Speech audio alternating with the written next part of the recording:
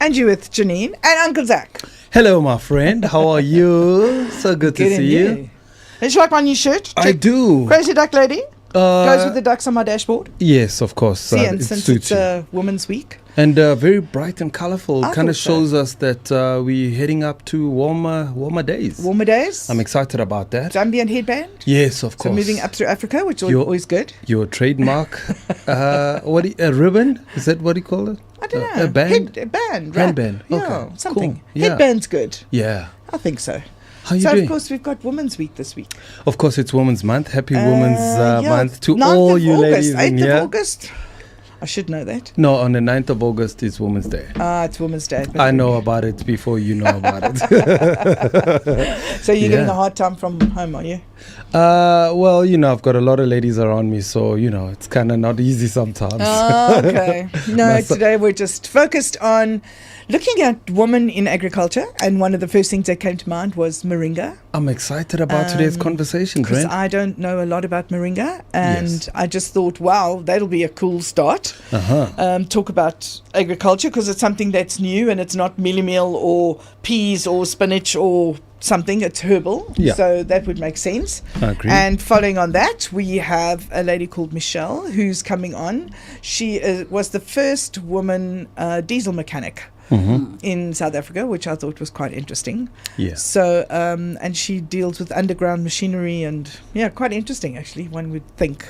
Yeah. So our guest in the studio today, of course, is Maboang. Is that right? Maboang. Maboang. Yeah. And you say the surname? Maboang Matlou. See. Maboang You need Matlou. a guy to just guard it. Yeah, because it's all it. in the T's and the clicks and the tongue twisters. That's why we make such a good pair. Absolutely.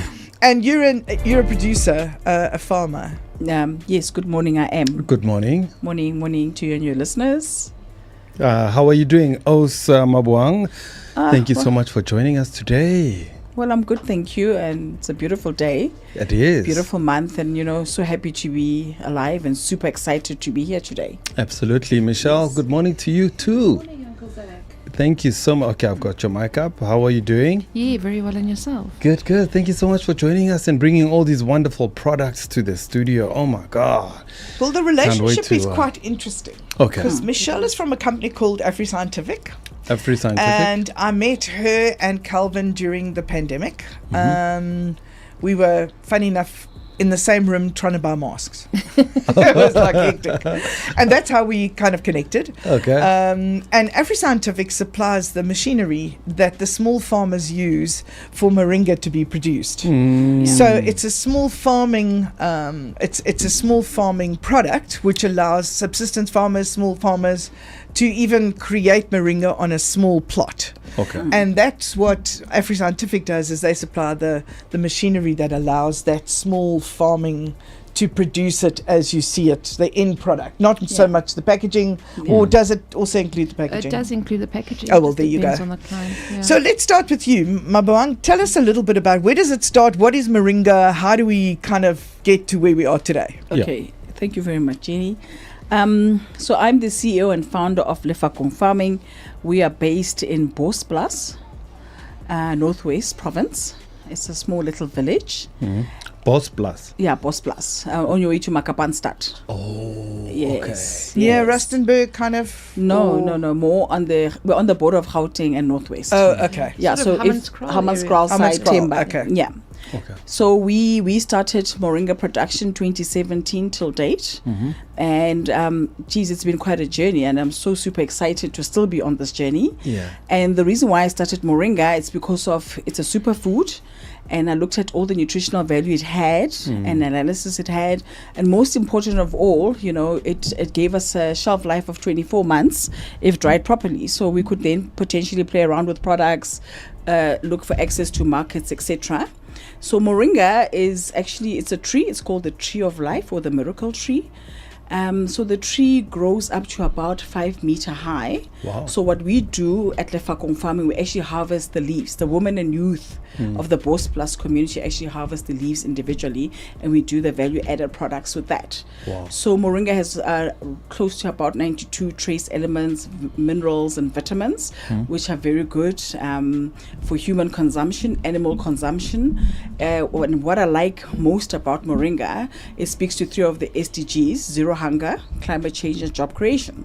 So we're actually creating that enabling environment for our rural village to be able to grow in that space, and create opportunities for our people while we're taking care of the climate and, also feeding the hungry. That's where we are with that. Wow, beautiful, man. What a story. I just want to go back because you've said so many things that I found interesting. So you're telling me that you've got the community involved in your area, in your farm, women and young people, of course. Yeah, that's correct. So we work closely with government, Cocta Department. Under their community work program. So they've given us 11 women and youth who come to the farm, and they help us with our whole Moringa production, because we do farm to packet. So they're part of the primary agriculture, agro-processing, packaging, etc. And the spin-off is that we do mentorship and training for them. We're also creating a platform for them to get employment, right? Employment opportunities. And most important of all, for the women, we're trying to say to them, please stand up for yourself. So when they leave Lefakong, there should be a very big difference in their lives, where we can have another Maboang, and inspire others to do their own thing. Yeah. How difficult is it to be a farmer as a female in South Africa today? When I started, it was difficult because it was mostly, that was 7 years ago, it was mostly male dominated. For sure.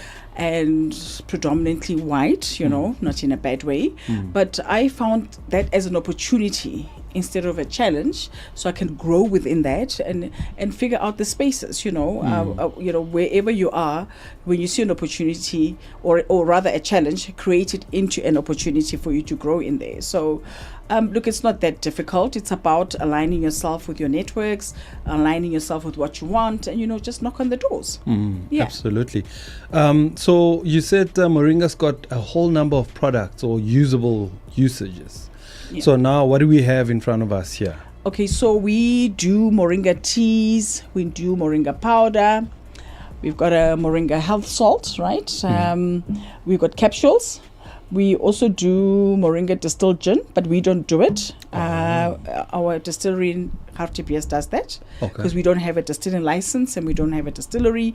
But all the products that you see here are basically from the Moringa from Lefakong farming. So that's why it's a versatile plant. You can do a lot of products with it. You can also do animal feedlot with it. Animal feedlot? Correct, yes. Wow. Yeah. Okay. Yeah. This is fantastic. All right, so Michelle, so tell us about your company and how did you start it and challenges in running a business. Yeah, Uncle Zach. So I joined AfriScientific in 2022. So I've always been in the industry of lab supply, instrumentation. So from quality control to manufacturing. And then in 2018, my partner Calvin, he owns a company, he was approached by ARC, Agricultural Research Industry, specifically for Moringa. So there was a lot of research back in 2010, 2012. So they didn't have anybody to assist them on the processing side. So that's how we got involved. So yeah, I've been growing with the company, obviously Calvin being my partner, so been there from the beginning, but not necessarily working with them throughout.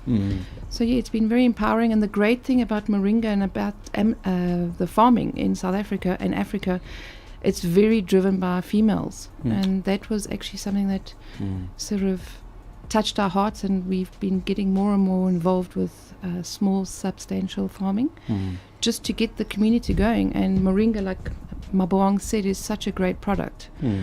And to actually train the people, show them how to grow it, how to harvest it, how to produce something, and then sell it within the community. And I must say the women are incredible. And there are a lot of women actually studying in university now and actually going overseas to China, all over the world, doing theses. not just on moringa, but all other medicinal products that are actually grown in South Africa. So it's So very how do you positive. find the health benefits in plants? Like, where does the process begin? So you pick a plant, and we'll take moringa, and somebody says there's got to be a health benefit to this. Okay. How does that start? So with the moringa, for instance, it's called the tree of life, but ordinarily we then take our products for testing, right? We engage with other stakeholders, like your doctors or professors in that space, who will then teach us and show us the benefits of it. So we don't just say, oh, it's a natural product and it can help with 1, 2, 3. Everything is got data and scientifically backed up, and that's how we get to where we are. To make it may assist with, I'll do a disclaimer, it may assist with certain things, because then we have the data on that. It's also, they call it the tree of life. It's been there for more than 100 years, right? It comes from India, it's all over Africa, and it's helped a lot of people. I mean, I'll just give you an example. Kuli Kuli Foods, the owner, Lisa Roberts, they are US based, and she was telling me a story of how she came about to be in moringa. When she was studying, or she was in Africa, I think it's Nigeria or Ghana, she couldn't eat meat. But the locals, said, oh, there's this tree of life, and she started taking that, and her whole outlook to life changed. Her health became better. Wow. And she says that was like almost 15 years ago, and ever since she's not looked back. Moringa has been the thing for her. Wow. So it's data coming from way back, and now as we progress with what's going on out in the marketplace and in the world, where we now see all the other benefits and effects that it has. Yeah. So take us through the process. Like, how do you plant it? Like, is it like a normal tree? Seeds, plant, wait for it, water it? Yeah. So basically what we do, you can do direct planting, or you can raise your seedlings. Okay. So let's just take the example of seedlings. Once they're 72 centimeters, they're ready to be transplanted, right? Okay. And then from there on, we do a vigorous watering process for the first month, so the trees can adapt, right? After that, the rest is history. You've got a tree that lasts. Scientists say 30 years, I say 10 years. But, once you've planted the tree, you sort of can change your mind tomorrow morning. Oh, we don't want this moringa here, we want spinach. Yeah. You must be sure of what you're doing. So it's the tree that stays there for life. The tree. Yeah. So the tree remains there, and then all you do is just take the leaves. Yeah, harvest. We just keep harvesting the leaves and the seeds, etc. So the woman will harvest the leaves, we'll put them in a dryer that Michele has supplied us, a dehydrator. Okay. Then we do agro-processing with it into your tea bags, powder, or whatever it is that we'd like to do. Over to you, Michele. No, sorry. Yeah. And the great thing about moringa, you don't need any pesticides. So it's actually That's a what I was very gonna hardy ask, product. yeah. So you're not actually adding any other foreign material to grow it. So it's a very organic product. So birds and all these they love insects, it. they don't. Do they chow it? But it doesn't damage or take you It's out got of a business. natural repellent. That's what I find. Yeah. So How do you get organically certified? Okay, so we are actually organically certified by Correct. EcoCert. And that's obviously opens up global markets, but most important of all, it means we're literally growing our stuff organic. So it's also a vigorous process where EcoCert comes out. There's standards that have got to be in place, SOPs. Is that a company in South Africa that Yes. is a governing body to? That's organic? correct. Yeah. So EcoCert head office is in France, but they've got sub offices around the world. So in South Africa, they're based in Cape Town. So you make an application to them, and they come out to the farm, and they sort of assist you. It's so much tedious work, that we got to do. Standards have got to be up to par. There's traceability issues, batch numbering. So it almost actually, what it's taught us as Lefakong is to grow and say, you know what, to be a fully fledged company, you need to have all these systems in place, right? Your batch numbering, traceability, which we never used to have. And, so that's helped us a lot to be at that level. And most important of all, that we've not been feeding our soil anything that's not organic. And how did you find the right spot to grow this? So Lefakong farm is a family-owned farm. Yeah. Moringa grows anyway, Yeah. right? So you could grow it. Well, Johannesburg no, because it's extremely cold, but it will still grow, right? But not to its optimum and maximum. So there you are. So we've got a farm, and we just keep moving. And that was the way to do it. That's right. And in yes. terms of being a woman farmer owner, Okay. have you had any challenges along the way where it's sort of traditionally a man's environment and you come along and you're a woman and you know better than they do? Yeah. I mean, it's still the case even now. I mean, there's always that we're knocking heads because of they think you know better. But I mean, you just navigate around that as a woman. There's ways that you navigate around in your space where you want to be and your expertise, and the way you sit down with the men and show them, let's do it this way. Of course, we must listen to each other and take advice from each other, but you navigate around that. Yeah. that And world. do you put your women and your trainee girls through a training process to become managers and proper and agricultural school, to learn more about agriculture? Yeah, we do lots of training for them on site. We also work closely with ARC, University of Limpopo. They come out, FSNet Africa when there's trainings. So we put our women first and youth so they can be trained in that space, in the agri space. We've also got the extension officers from the Department of Agriculture. They also come out and assist us, So there's a whole ecosystem. So I don't come alone. I come with a lot of people and stakeholders, that have made me who I am today. And do you see that growing up through Africa? Oh yes, yeah. I mean, right now we actually mentoring a farm in Nigeria from here, South Africa. Wow. So our seeds left here into Nigeria. We've been doing everything online, and as a result of that, Michelle also then supplied them with their machinery. So we come together as a unit, as collaborative partners. Because you already know what works. Yes, Exactly. yeah. So it makes sense not to go with something new, because at the end of the day, you know that machine works. Yes, correct. Yeah. And what does it cost to start a farm? The Moringa. If I want to start farming moringa, what does it cost? So your hectare will cost you plus minus about, when we're being really liberal, 5,000 rands to start your hectare. From your seeds, land prep. Depends if you don't need a tractor, land prep, seedling production, your labor, your water input. About 5,000. But that's rands. so cool, though. Yeah. Because that helps small businesses to grow, because this Yes. country's all about entrepreneurship. In fact, that's what Africa's all about. Correct. Africa's about helping people start their own business, because there's no such thing as the gold watch from the bank anymore. That's right. Absolutely. And that's, I think, why the ARC and the government got so involved, to have the farmers grow and then have co-ops sort of in a region, so everyone can bring their products, their produce, and then process it. So it's actually working quite well. And So how's it's the all market data. receiving the product? Locally, if you go to Discamps Clicks, I mean, there is a lot of Moringa products, right? Yeah. Nature's Choice, Origin Organics, etc. You can name a lot. But what I found is that with Lefakong farming, the Moringa, we were actually more people globally accepted our products. So we've done a lot of trade shows with your DTIC, CITFA, etc., that exposure level. And that's why we're sitting here now with the EcoCert, and we're now going to start supplying the US market. Wow. Yeah, with the actual powder, bulk But isn't powder. Trump going to just whack you because A, you're a woman, and B, you're not from the USA? No, we're going to do it via Hamburg. We'll send it via Hamburg. It will go through Germany. Yes. Okay, so let's talk through all the packaging except for the gin. You said it's been done by the distillery, and Michelle, you do the packaging for. Instrumentation, yeah. So we supply the instruments just to help them on their process side. So from dryers, so from the farm, it gets harvested by Maboang's ladies, then it gets cleaned, it gets washed, then it gets dried, and it normally gets dried in a dehydrator.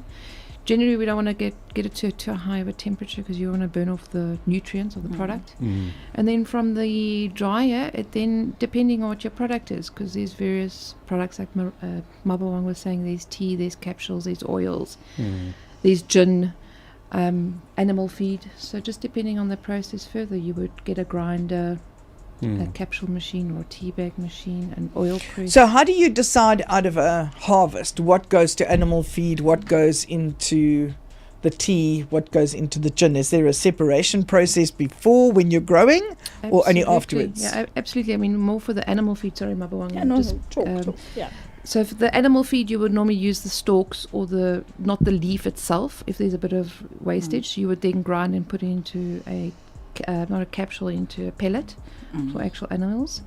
And the benefit for animal feed, Moringa's got a huge benefit where it actually increases the fertility of women and animals.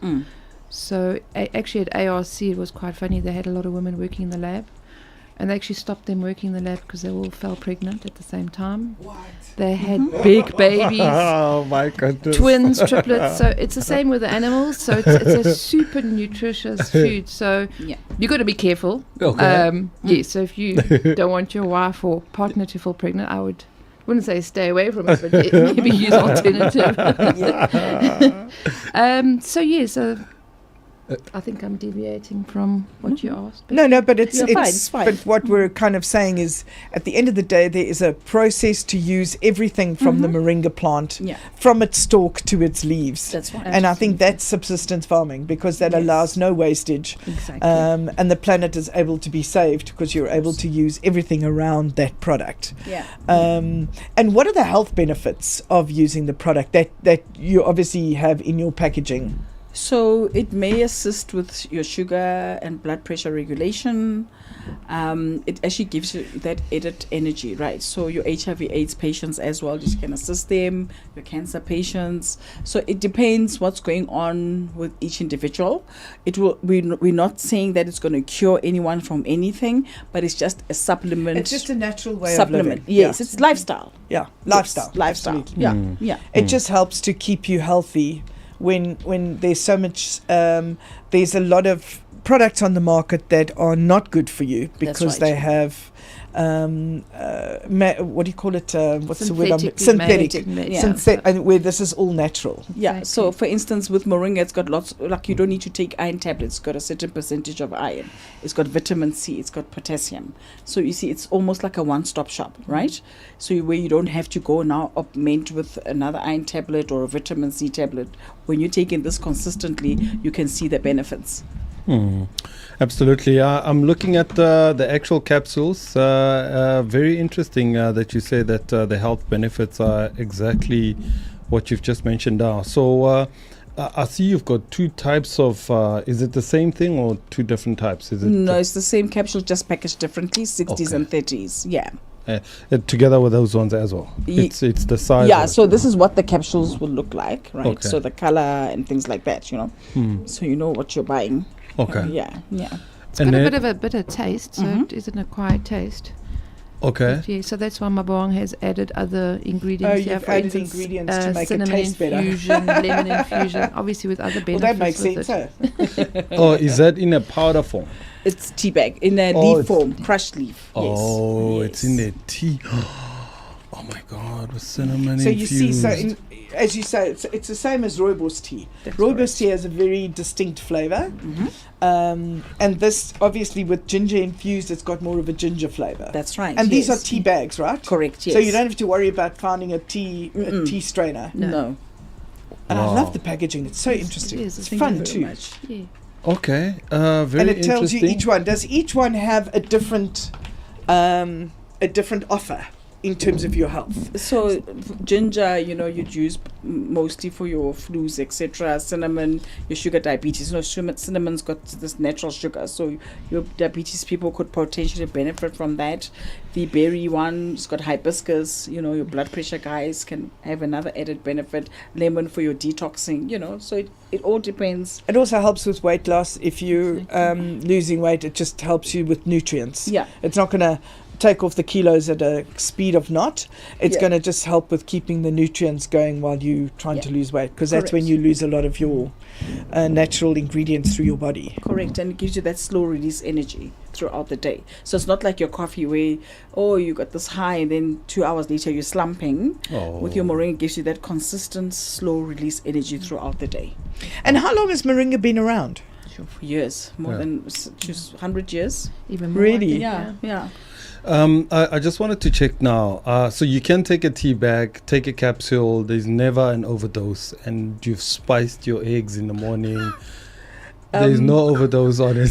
Look, you cannot overdose. Okay. Look, if for instance, if you've taken your 2 capsules in the morning, you can have your tea bag in the afternoon, right? Okay. You can supplement it like that. Okay. We also don't want to advocate people overdosing, because that's also not good. Yeah. You know, anything overdose wouldn't be good for the liver, kidneys, etc. So, you know, that's why we workshop you when you're going to take it, and we know you just do your own program where you know, okay, capsules work better for me because I'm always on the run, or a nice cup of tea works better in the evening or afternoon, you know. So you got that balance in your system. Yeah. The health benefits for men, are they the same, obviously? Salome would, but anyway, some Salome, well, some people would say it helps with libido. Yep. Because I've heard that, but nobody's confirmed it yet. Yeah, so they Can say you confirm it?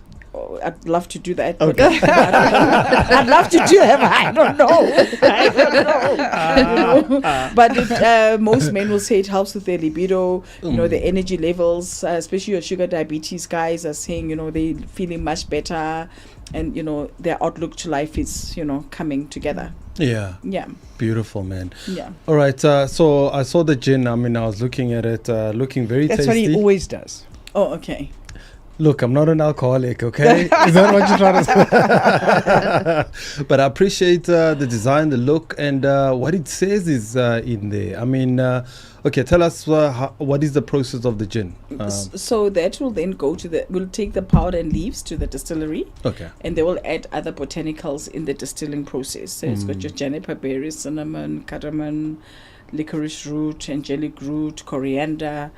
And then they, after they've done the original, so this would be the original, then they do the infusions of the grapefruit. They'd also do the mulberry infusions, right? Just to give us, because this is called 3 Friends More Gin. So these are the 3 friends. The 3 friends. Yes, so the 3 friends are complete. That's so smart. That's so cool. Yeah, so that's where we are with that. Okay, so you've got that size bottle and then these size bottles. Yeah. Are these available in stores? So these are in your Topses, Silver Lakes, Oh, really? Pretoria and Linwood Road, yes. So that's where they are. And online, we've done expos to Botswana with the bottles, with the gin. So locally, you know, there's a lot of craft gins, so it is quite a bit difficult to infiltrate the marketplace with that. Very competitive, Extremely, yes.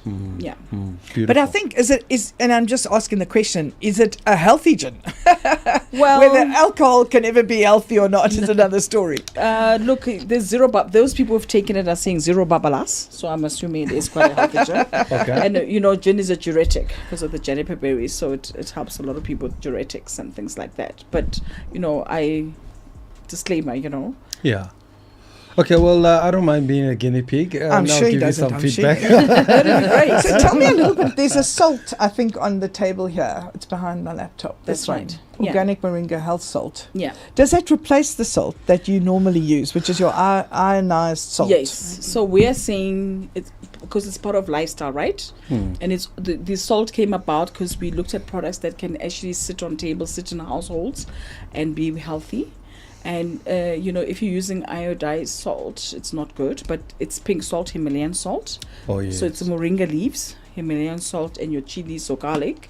I mean, instead of your parsley, you can put it on your potato salad, on your eggs, cook with it, you know, and just, you know, make it exciting in the kitchen while we're giving people or the end user added healthy benefits. And it's quite interesting that myself, as both a mom and a wife and a 65-year-old, don't know a lot about it. Okay. And it may be because I've had my head buried under a rock, I don't know. But there doesn't seem to be a lot written or a lot of information out there. They bring out things that you can read from overseas, and then you have to go and check to see if it's true or not true. But the Moringa itself doesn't have it's got a big following if you know about it. Yes. And then suddenly you see, oh, did you know about it? And it was, yeah, I knew about it. Yeah. But when you try and read about it or you look up, it's difficult to find information on it. Why is that? I guess it's because, you know, everything is work in progress. all the time. Hence, even at Lefakong, we're trying to do workshops, right? Okay. So we're workshopping people to say, okay, this is Moringa, these are the benefits. If we're sitting in an exhibition, we're workshopping people. So everywhere we go, we're workshopping people. Even right now, we're workshopping you to say, Sure. well, here's Moringa, you know. So everywhere we go, you know, we're preaching that because, you know, it's very important that people know about the health benefits, know about Moringa, what it is, and how it can assist, you know. So, yeah. And I think that's the most important thing, is getting more people to know about it. That's correct. Especially, is it a South African originated product? No. So it's from India. India. originally. So it's India. Mm. And so that makes it a plant that shouldn't be here? No, not at all. Can be anyway. Can be anywhere. So it is allowed to be grown here? Yes. Because we've got the right soil and the right Climate. climate, etc. And has it done well in India? Yes, I mean, India's still leading in Moringa supply. You've got Mozambique, you've got Malawi, Ghana, they've got plantations. You've got Nigeria, you know, up Africa. I think some parts in the US has, you know, where they actually grow. I was reading that they actually grow Moringa. I mean, if you go to Limpopo, almost every household has got a Moringa tree. You know. That's interesting. Yes. But it's also known as a drum tree. So if you the actually drum see it, it's actually got long sticks. Yeah. So it's actually quite a weird looking tree. It's got really small leaves. Yeah. So it's an actual tree, not a Shrub. not a bush or Yeah, a shrub. Yeah. And how long does that tree take to grow? So with what I found with our trees specifically, within 6 months they were sitting at about 3 meter because of the weather at that stage when we started. The weather, Okay. and you know the love we're giving them. So it doesn't take that long to grow. And how long does it take before you can start to farm it? In other words, to get the supply off it. Okay, so it depends what's going on. Harvest it is Yes, the word I'm looking for. harvesting. Harvest it. Yes. So you can harvest as long as the leaves are coming out. You just keep harvesting. You need to harvest the leaves so more leaves can come out. So the more you harvest, the more the leaves come out. And it grows really quickly. Quickly, am I right? extremely, yeah, It's very like in a couple quickly. of weeks you get Yeah. your... You can, Really? Yeah. So it's got it's a farming with low overheads. Is that the case? That's I mean, right. because you're not planting seeds all the time. You're just taking the leaves, and you don't have the havoc of, like, you know, spinach and all Yeah, these other exactly. veggies that always get harmed by either birds and all sorts of And insects. insects and things. Yeah. Yeah. And, Yeah. and Because it's its own, pesticides. it has its own pesticide. Oh, I presume. what made you choose Moringa out of all things? I mean, I find this so fascinating. Okay, so we wanted to be a bigger part of the food security because this is food security for our country. Most important of all, because the nature of the Moringa tree, right, where if harvested, dried and stored properly, we've got 24 months to decide what we're going to do with it. Are we going to sell it as is? Are we going to do products? What products we're going to do? So you're not under pressure. So you take spinach, you harvest it, it's got to go somewhere. Sure.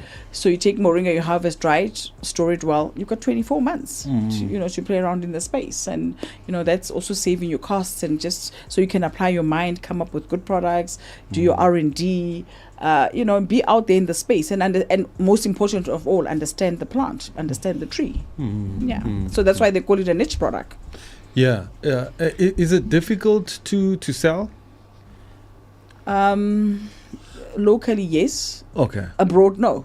Okay. Because it's a superfood. Yeah. And US, Germans, everyone out there is really looking for that alternative, and they love Moringa because of the benefits it has. So globally, I think it Not maybe at all. goes back to what you were saying, Janine, earlier. yeah. Maybe these in South Africa is not so well known is because they're We're not so not that- open-minded. yeah. We Yeah. always go to the chemicals and the And we see it probably as an African herbal product rather Yeah. than a superfood. superfood, yeah. And it should be seen as a superfood because if worldwide they accept it, it should be accepted yes. here. Yeah. So I think it has to enter that market properly before it can really take off. And if after 24 months, if it's been stored correctly, what's its shelf life after that? So, for instance, let's just take we've now harvested, dried, and then we're gonna mill it to tea bags. Okay, Yes. we're gonna do the tea bags. That's 18 months, and then if we do powder, it's 12 months. Because remember, when you do powder, there's a certain heat, a bit of heat you apply on that, so it sort of minimizes the shelf life a bit. So you're still within range, you know. Okay. Yeah. Because when it's shipped, shipped overseas, it often goes over with containers. Because That's we correct. have a client called Sapro, and they export all the South African goods overseas. That's right. And when they export, they have to know that it's got to have a shelf life of 6 months because of the 3 months it takes to ship. Correct. Because it can take up to 3 months by container to get to where it's going. So it has to have at least a 3-month life when it gets to its destination. Correct. Yeah. Yeah. So it does fit into that profile. Perfect. Perfectly so. And is there anything in the product that people can be allergic to? That's difficult. It's a natural product. So that's why it's always important for one to understand their blood type and their health profile, right? For instance, with me, if I take the moringa seeds, I just get a rash. So everybody reacts differently. Oh, wow. Yes. And some people, when they take the seeds, skin glows. You know, they perfect. So it just depends what's going on, you know? Yeah. And you do list all the ingredients on the packaging Yeah. as well. So you should actually read, Yeah. Absolutely. To say. depending on what your health issues is Yeah. what you read on the back of the And it's packaging. always advisable that if you do go to a doctor, just mention that you're taking X, Y, and Z. For instance, turmeric. If you take turmeric and you go for an operation, turmeric makes you bleed. Yeah. You know, once you get cut. So, you know, you got to understand what you're taking and inform your doctors, inform the people around you. Yeah. So generally, the doctors will know if you've been taking turmeric. They'll say, okay, come back in 2 weeks. Stop taking your turmeric. Yeah. So, Why do you take turmeric then? turmeric? Turmeric is also a wonderful What does it do? Anti-inflammatory. anti-inflammatory. Oh, is it? I take a lot of turmeric. Yeah. Do you? Yeah. Yeah, I mix turmeric with ginger and Yeah, garlic, that's right. with some crushed chili, and then with Make honey. a sandwich bread. No, I make. I put it in. I actually just made one this morning. So I made it into a bottle, like a 1 liter bottle, and then Yeah. I just have shots every morning Yeah. out of it. Yeah. So I feel like I haven't been sick like quite bad in a very, very long time. Even now, I mean, I've been riding a bike throughout winter, and I haven't been sick at all. Yeah. So That's Yeah. bonus. So you should put that recipe up on the. I should. our site. Yeah, no, That'd definitely. be a But good now one. I'm interested. You're going to in add these moringa products. now, Yep. Uncle Zach. Now I'm Now going you're to gonna add add moringa. moringa. I'll In take bouncing off the moringa. walls. on the Moringa side. Yeah. You're bouncing off the walls. Oh. Bouncing off Take the over pipe. the world. Yeah. So what do? You put some of them in a shake, or do you just have it as a tea? What I do was you do with the thinking about- powder? Yeah, I was thinking about a shake. Yeah. So, Yeah. powder. Powder, yeah. I mean, for the nutritional value, what they do at orphanages and shelters, they actually put a tablespoon in with a pup and they make it like that. Which one is the powder? That one. Where's powder? There's There was powder. the powder. Yeah. Is that So the you powder? can put it in your Yeah. food, you can put it in your porridge, you can, however you want to take You can it. put in your pasta, Pasta, pap. You can make scones, Yep. cookies, gummy bears. Oh yeah, gummy bears is a big thing at the moment. Gummy bears. Gummy bears, Yeah. and what a lot of people are getting involved is they're mixing moringa with hemp. So that's another industry that's booming, and cannabis. Yes. So yeah, it's Yeah. Are you dabbling into that? Not I've yet. got a hemp license. Do you? That's correct, sir. That's unbelievable. yeah. Okay, so you're This looking woman to. is moving But it and would be a grooving. natural progression Yes. because it's also now becoming a health something that you can take to just improve your health. Correct. But though there's a lot of red tape around, Yes. you know, hemp going into the marketplace, etc. So we're also still trying to find our feet. But knowing you, after you've done this with Moringa, I can't see that being a problem. Yes, and just trying to see what other R&D differently we can do, you know, what other products we can do, what can they collaborate, you know, very important, you know. That's actually interesting. Hemp and moringa. But you see, they've also got creams. There's a cream Yeah. and a lip balm Balm, on the yeah. table somewhere. Yes, here we go. So that's done with the moringa oil. So there's a moringa that they make a lip balm, and then there's also a cream. Yeah, you can do a beard oil. We've got a beard oil. We just didn't bring it. Yeah, I've got a beard oil. Oh, you got a beard oil too. Yes, Come with the on moringa. now. I'm telling you, your beard must be soft, you know. You Mm. can't have these beards and they're not soft. No, Absolutely. for sure. Yeah, Yeah. it's a problem. I know. So quite interesting. Plus the lip balm. I just want to have a look Okay. at the lip So you balm. can do a lot of things, you know, with the moringa actually. And is this after which part of the moringa do you use to get this product? The seed. Now you've used the stalks to get the The leaves. So that's a seed, like Maboang says. is The seed. and then you actually press it. So it's an oil press, and you're getting the oil. And then they So would it really use is a oil. product with multiple uses, That's correct, yeah. because you can get so much out of it. And income streams, if you don't want to do this, you can do animal feedlot, you can do compost, you can do, whatever, drinks, juice. We're talking about water, moringa juice. Moringa juice is actually very good. So, for instance, tablets, you have to take quite a few tablets to get the benefit out of it. Whereas moringa juice, you're actually getting a far concentrate, if you want to put it that way. So it's a concentrate that you're taking. So there's many ways of using the plant. That's right. And for sports people, if they take any of this, it won't be seen as a banned substance in their bloodstream. No. Okay. Not that I'm aware of. But to give them agility and endurance. Okay. Extra energy. Yeah. Naturally. Okay. Yeah. There's a guy I'm thinking of right now. I think I'll hook you up with him. He's into sports, and I think there's a nice collaboration we could put together. Yeah. He's supplying the national team of Namibia with T-shirts, water, and he also produces an energy drink, which is 100% fruit product. Yeah. No caffeine and all these other added preservatives and stuff like that. But I'll hook you up with him. It'll be great. Yeah, it'll be great. So just lastly from my side, ladies, it's Women's Month, and happy Women's Month to you. I want to get your feeling as to whether it makes you feel special that it's a month dedicated to ladies, and what does it mean to you? We've got the 9th of August coming up on Saturday. It's a big Women's Day. Do you subscribe to the notion of this whole celebration and appreciating women? Let's start with you, Ose.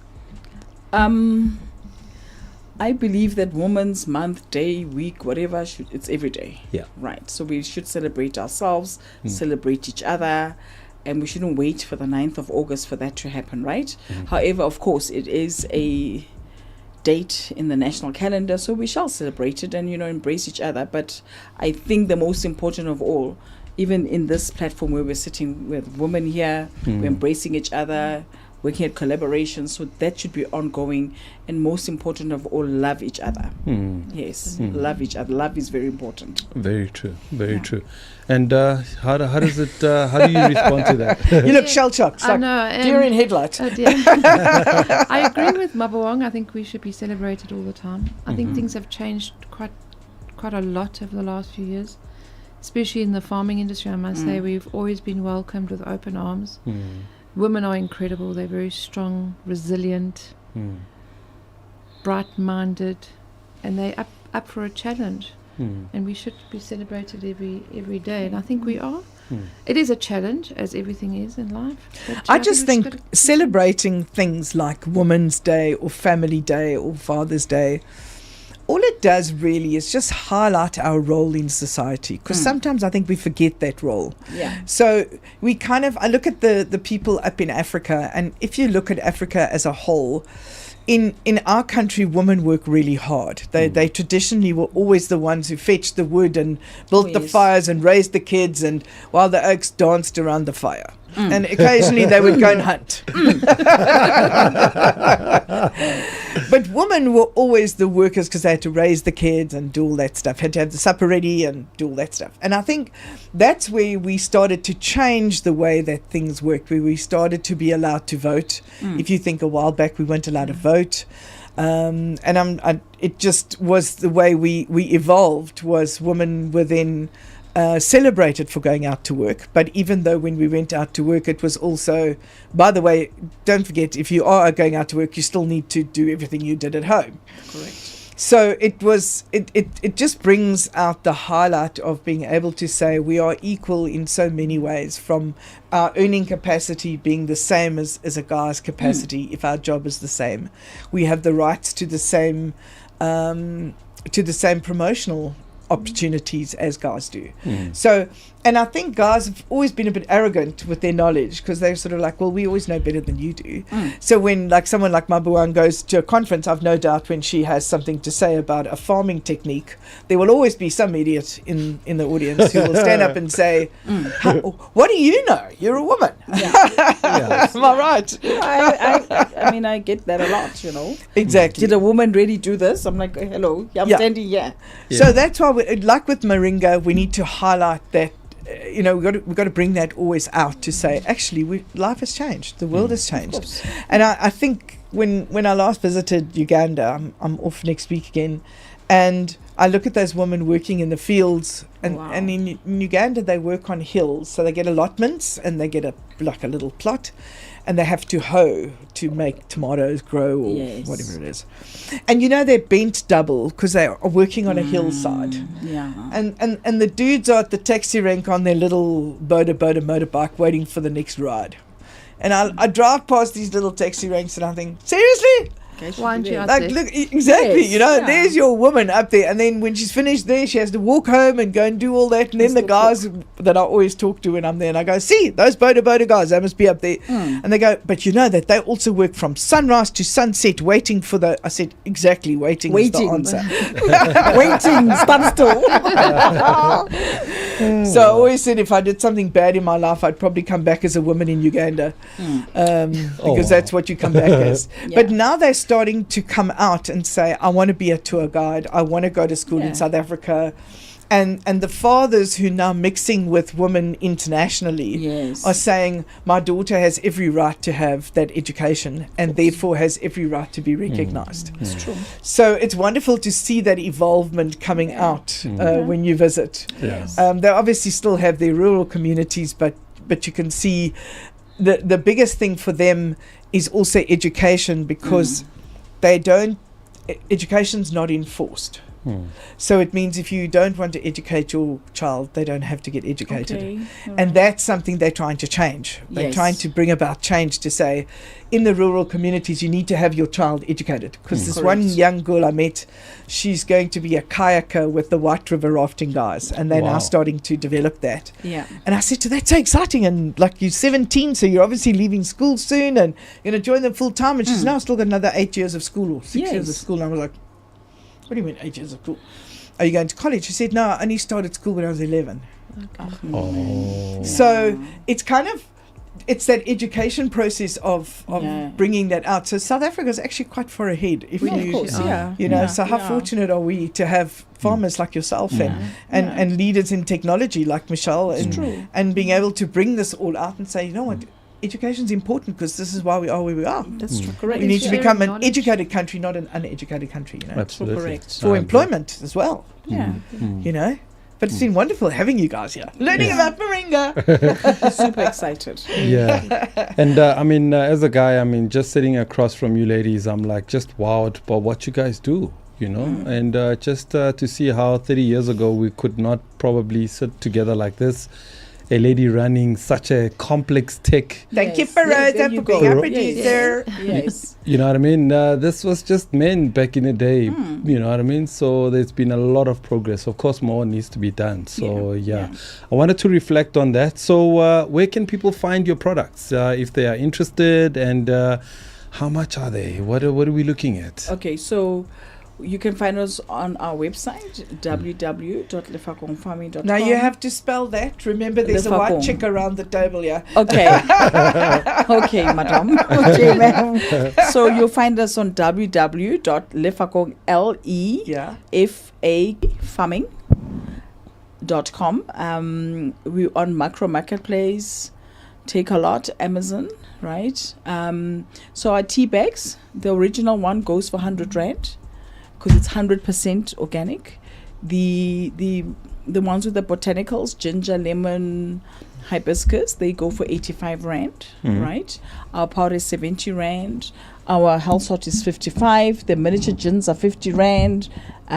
Capsules, 120 for the 60 and 70 for the baby one, the 30s. And the big bottle of gin is 350.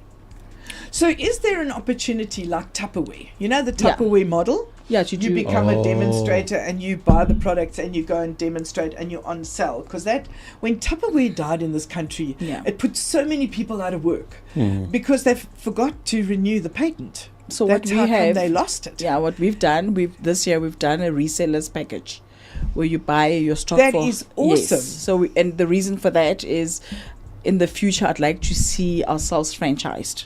So I'd like to see this brand franchised. That would right? be amazing. So we're starting it small. We're saying here's a reseller's package, and it hasn't done badly so far. Where people come and buy, and then they resell and they come back. And do you also have a workshop for them to train them to say this is how you sell them? Correct. We workshop them when they buy the package. We allow them to come to the farm, see how your moringa is made.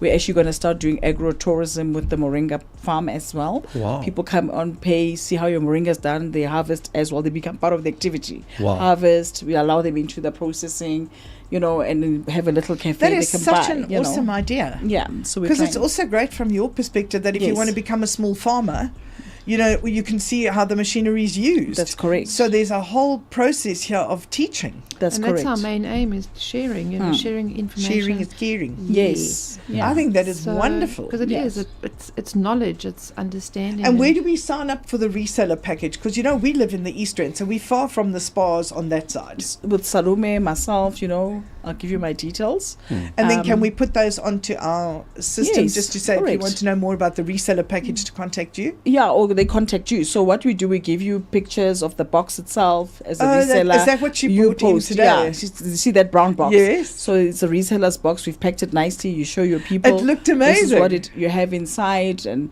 this is what the cost is. So, for instance, you would have bought maybe this tea bag at $50. You're selling it at 85. So you're making whatever you want to sell it at. Your clients 100 rand. So you're making your good profit, and that's how we also getting traction on it on our product.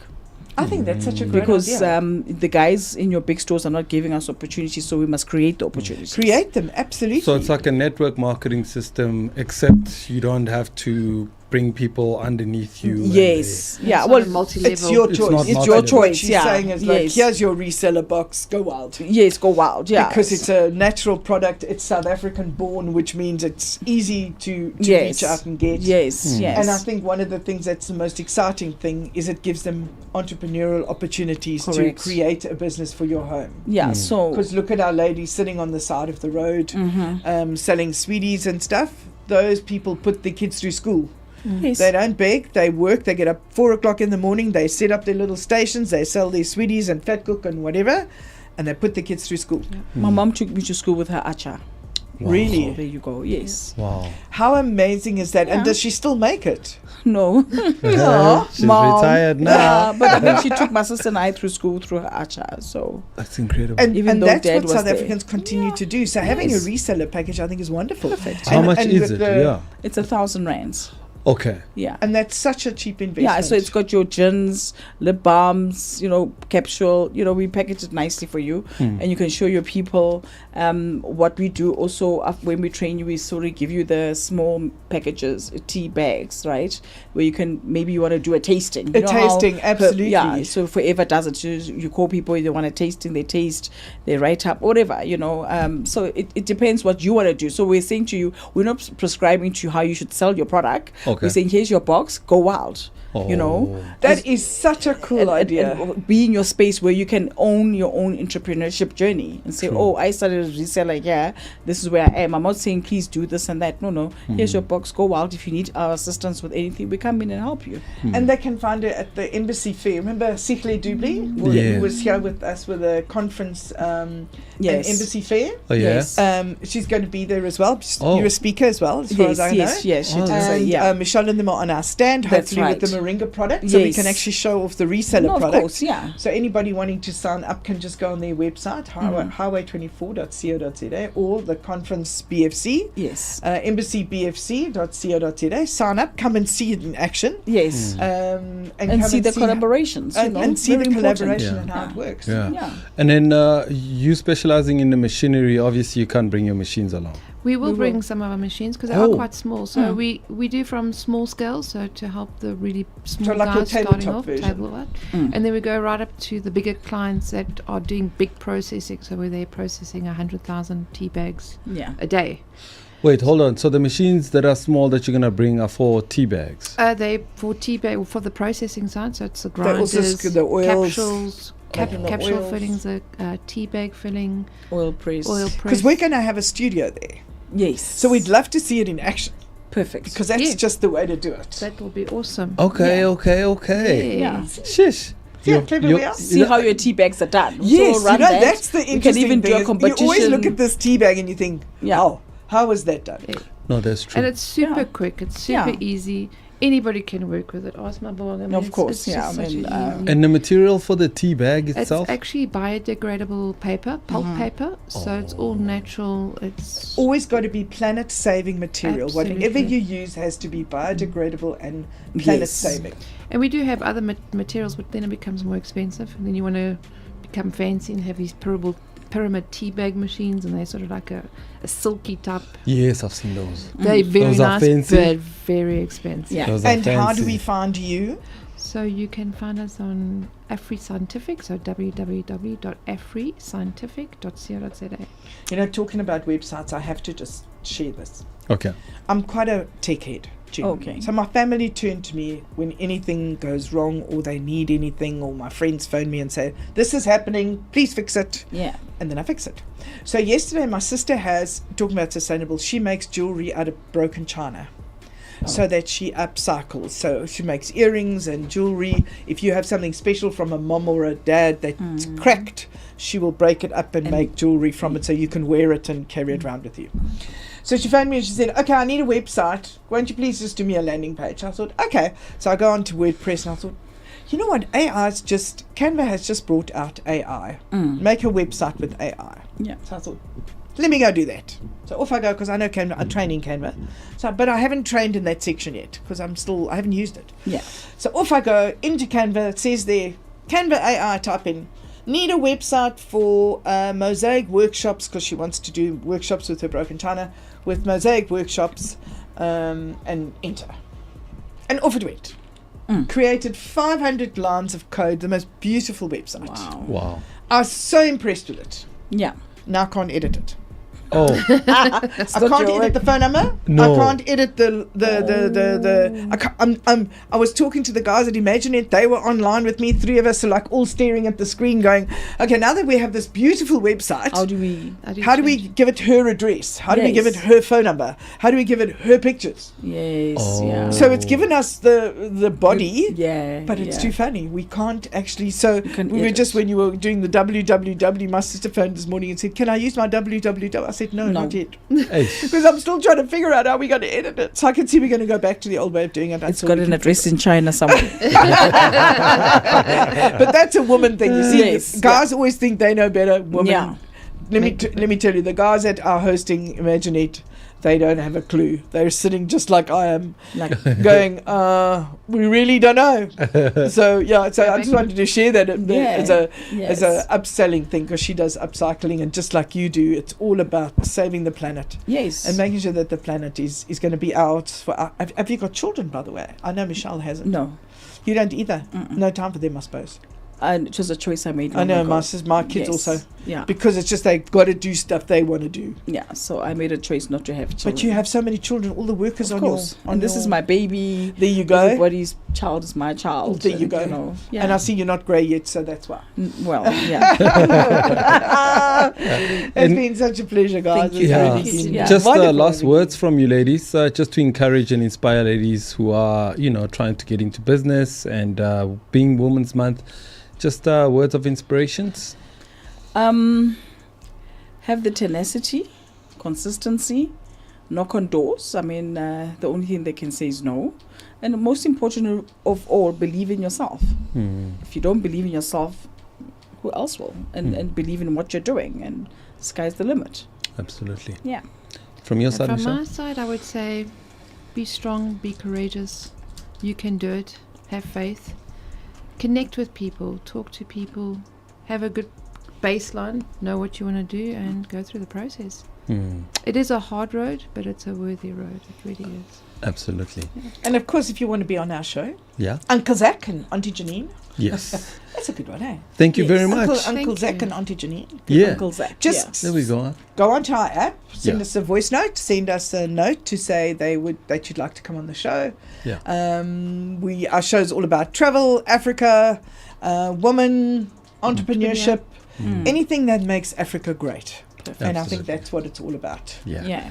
This has been Beyond the Itinerary. Thank you very much for all of you for watching. We've been live on Twitch, on YouTube, and Facebook, and all various social media platforms. Thank you so much for watching.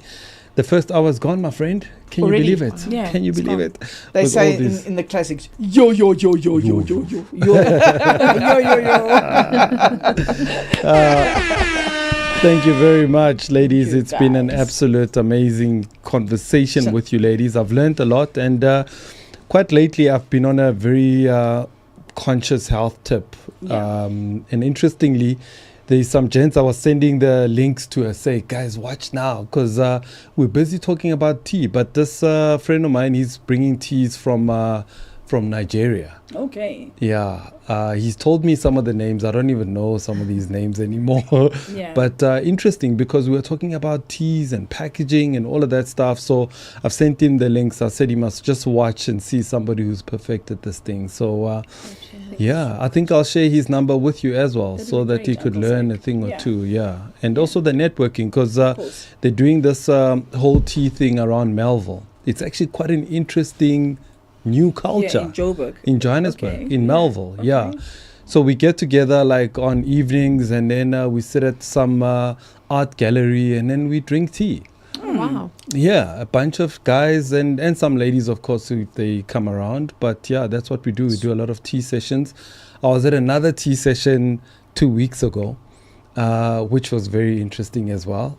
Also, just guys using herbal, 100% natural products. It was a bakery that hosted us, and they Wow. do 100% products that are, from the ground. Yeah. And so we had some sorghum popcorn. I never had sorghum popcorn before, but Wow. they That's fried interesting. popcorn, and it popped like a popcorn. Yeah. People are Nice one. creative. Yeah. Yeah. Because of that, Uncle Zach, I think I want to donate the teas here to your tea party. Is it tea garden? What is it? Yes. Tea drinking. Okay. Yeah. Really? Yes, you can take them and then You've just made his day. That's Yes. also, but remember, that's also marketing for us. No, I'll market. Yeah. So free market. No, free, please, can you go and free market it for us? I will go crazy on these Yes. things. Yeah. So at least they can get the experience. Yes. We yes, can yes. also, I'll send you the tea tasting We're going to do notes, some photos quickly. and things like that. So they know the ginger's got this aromatic thing while you guys are talking. It makes it nice. Maybe something like that. Okay, cool. Cool. All right, ladies, thank you you so so much. much. We appreciate you. All right, we're going to take a quick song break. When we come back, we'll continue on the second hour right here on a Beyond the Itinerary with my friends, Janine, Preston, right here. All right, Crazy let's duck do lady. this. You to Cape Town, and I hope that you have one of those buy a house in Cape Town days. That's when the sky's blue, there's no wind and there's no rain, and you think we have to buy a house in Cape Town, and then you do, and you regret it for the rest of your life. We started off with champagne and walked through the wine estate. Just a wonderful experience. A lot of weddings happened there as well. There was, in fact, while we were there, somebody proposed, so they had roses on the lawn, and the family was up on the balcony watching this poor oak, and we kept thinking, as long as she says yes. When you book out the entire venue, unusually they will give you the suites at the same price as your standard rooms.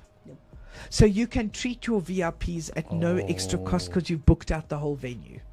So it's a real plus with the Sara. And we're going to be doing fam trips with using travelmatch.co.za. You have to be verified. We vet you. You can apply, but we vet you first before you go. You can't just be anybody. You have to be in the travel and tourism space or the media space or corporate buyers. And then you can come with us on those trips. Via the fam trips, this is how you can know the country and know how to navigate and how to trade, and also who to trade with and who are the key players and who are the business leaders in South Africa. Absolutely. It's a full concierge tour, so we have somebody with you all the time. Not a hassle. I mean, they're not going to sit and eat with you, but they're there the whole time. We've addressed a lot of things that other tours haven't done. Security, which they can choose what they want to do. Full on security, having somebody there discreetly. I don't want to stereotype, but do they normally request for security a man in uniform Or You can choose. so Of you course can ask for a man. You can ask for a man, very With- much like the village people. That's are kind you of where I'm referring going. to that? Yes, I Okay. wanted to. Yeah. Can you ask for a Yeah, man yeah. without a shirt? Without a shirt, of But a course, nice in summer, hat. in summer. Okay. That is part of it.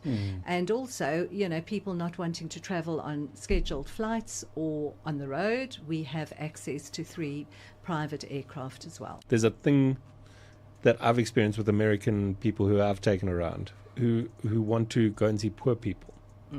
I don't understand it. There's a very slight line between cultural tourism and staged authenticity. Okay. And so, there's a lot of communities out here, and they say, take me to a Zulu village.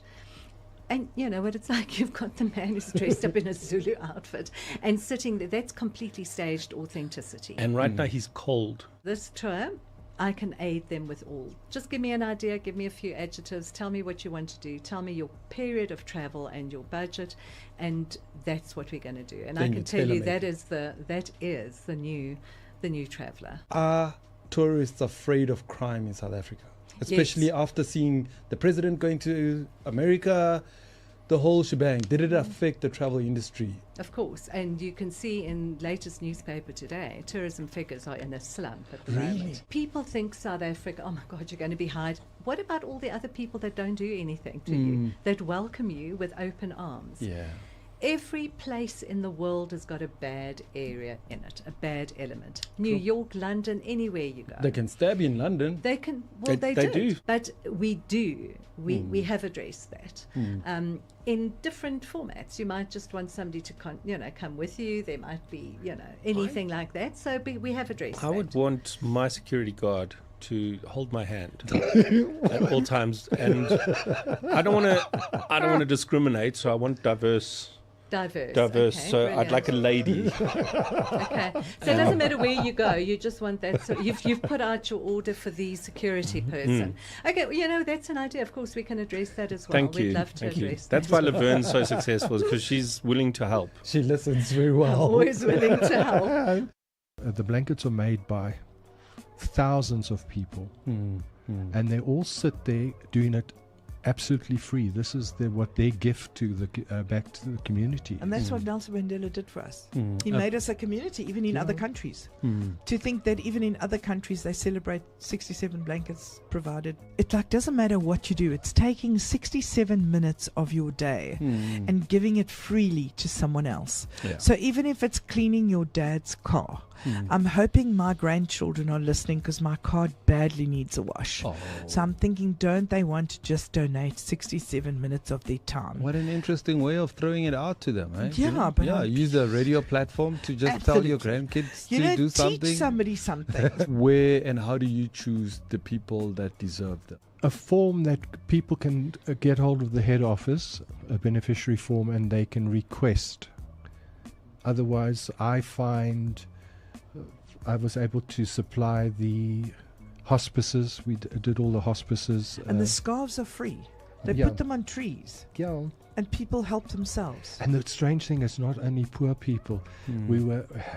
We hung them outside a restaurant in Norwood, and there we waiting, watching people go by, and a guy reverses out of his house in his Merc, stops, gets out, and takes 2 scarves. And I was like fuming, thinking they're not for you, but it's actually for anyone. I've quite often got some stock, and I'll get a phone call that the bomb blast in Benoni that went off. Oh, yes. Then I shot through there, and I met with another charity, and I supplied blankets to all the people the kids that were left behind. So we were able to distribute blankets and give love. That is so awesome. So, we go where we're needed. Anybody can do And my this. sister Is is it another easy? one. It's easy. Kids do it. The younger generation today are all on their phones. Even I see the kids at home now. They glug, glug, glug. So this young guy doesn't go near his phone. He spends his time crocheting. That's incredible. And it improves the young people's motor skills, the development of their wrists, so they can go into many different spheres. I take my crochet and I sit there amongst the hordes of people, and I crochet, and people's eyes pop open. Because it's a man. He's Yes, this crocheting. dude crochet. It's a dude. How's this dude crochet? If you have to order an aircraft 3 years in advance, how far in advance do you plan how many aircraft you buy? It's based on your business plan. With a new aircraft, not necessarily you increasing your fleet, but you're also replacing your old aircraft. In my opinion, there is a desperate needs of connectivity. Air travel within Africa is a problem. Now we're launching, it's already open a new airport in Luanda. With Targ Airlines, they try and go as direct as possible to the places you want to go. How difficult is it to compete in the airline business? It's very competitive. There's a lot of recruiting going on, especially for crew. Is where I think all airlines are desperate for crew. Do you still have a height restriction for air hostesses? Whoever is going to be hired, I mean, they need to fit into the aircraft at least. We're encouraging people to come and invest in our country. We've got attractive tax incentives. We're not perfect, but we're perfectly located for investment and for a fantastic holiday, unforgettable holiday, I would say. We're not neighbors by geography, but by the number of South African number plates you see at Mozambican filling stations. So you could approach any of those diplomatic missions of Mozambique and you get all the relevant information that you need for you to start a business. So bring your biltong, we'll bring our piri-piri, and we'll be unstoppable. Taking you to Cape Town. And I hope that you have one of those buy a house in Cape Town days. That's when the sky's blue, there's no wind and there's no rain. And you think, we have to buy a house in Cape Town. And then you do, and you regret it for the rest of your life. We started off with champagne and walked through the wine estate. Just a wonderful experience. A lot of weddings happened there as well. There was, in fact, while we were there, somebody proposed. So they had roses on the lawn and the family was up on the balcony watching this poor oak, and we kept thinking, as long as she says yes. When you book out the entire venue, unusually, they will give you the suites at the same price as your standard rooms. So you can treat your VIPs at no extra cost because you've booked out the whole venue. So it's a real plus with the Sara. And we're going to be doing fam trips with using travelmatch.co.za. You have to be verified. We vet you. You can apply, but we vet you first before you go. You can't just be anybody. You have to be in the travel and tourism space or the media space or corporate buyers. And then you can come with us on those trips. Via the FEM trips, this is how you can know the country and know how to navigate and how to trade, and also who to trade with and who are the key players and who are the business leaders in South Africa. Absolutely. It's a full concierge tour, so we have somebody with you all the time. Not a hassle. I mean, they're not going to sit and eat with you, but they're there the whole time.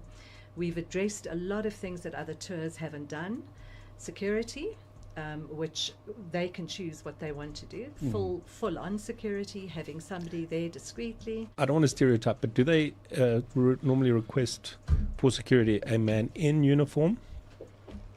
Or you can choose. So you can ask for a man. You can ask for a man, very much like the village people. Are that's you kind of where I'm going. To that? Yes, okay. I wanted to. Yeah. Can you ask for a man without a shirt? Without a shirt, of but course, a nice hat. In summer. Okay. That is part of it. And also, people not wanting to travel on scheduled flights or on the road, we have access to 3 private aircraft as well. There's a thing that I've experienced with American people who I've taken around who want to go and see poor people. I don't understand it. There's a very slight line between cultural tourism and staged authenticity. Okay. And so there's a lot of communities out here and they say, take me to a Zulu village. And you know what it's like, you've got the man who's dressed up in a Zulu outfit and sitting there. That's completely staged authenticity. And right now he's cold. This tour, I can aid them with all. Just give me an idea, give me a few adjectives, tell me what you want to do, tell me your...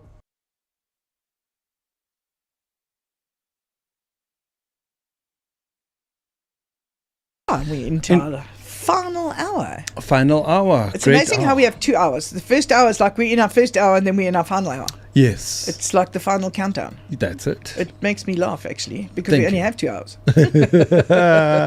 Yeah. And Tuesdays are fun. Yeah. Because Tuesdays we talk about travel. We talk about people in general. We've just had the ladies on from Moringa, which was quite interesting.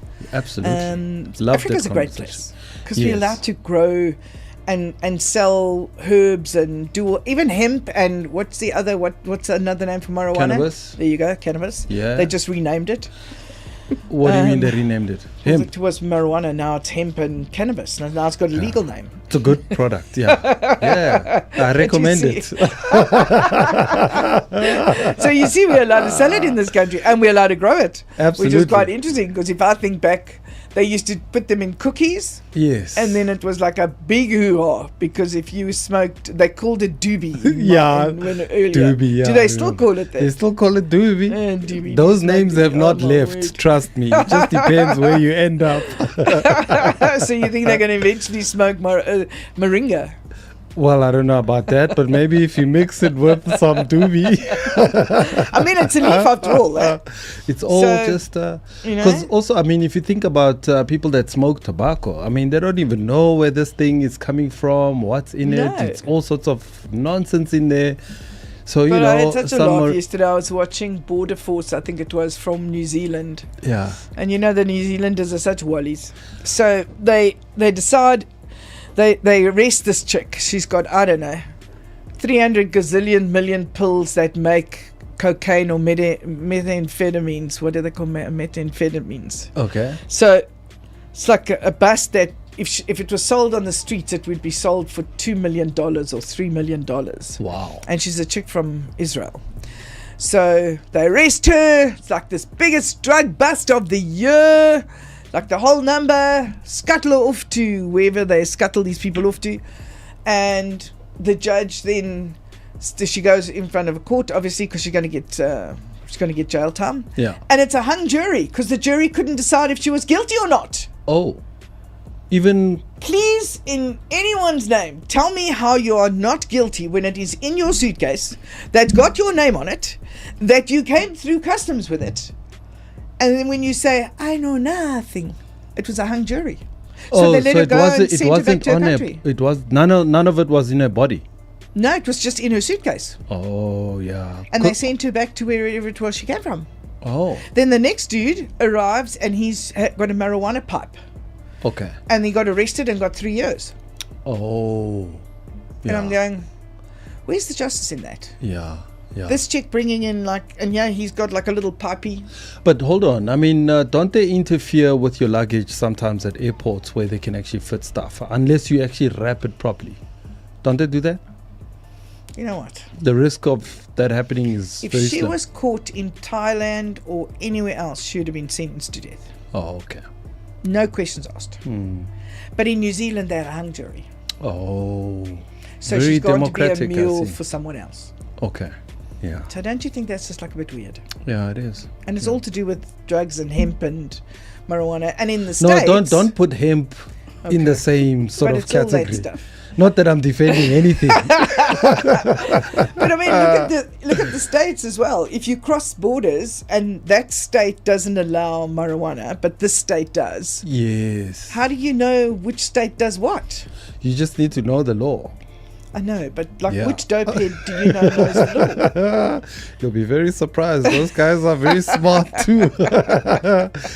My friend, we've got an amazing guest here in studio this hour. Can we leave this Talking conversation? about mining.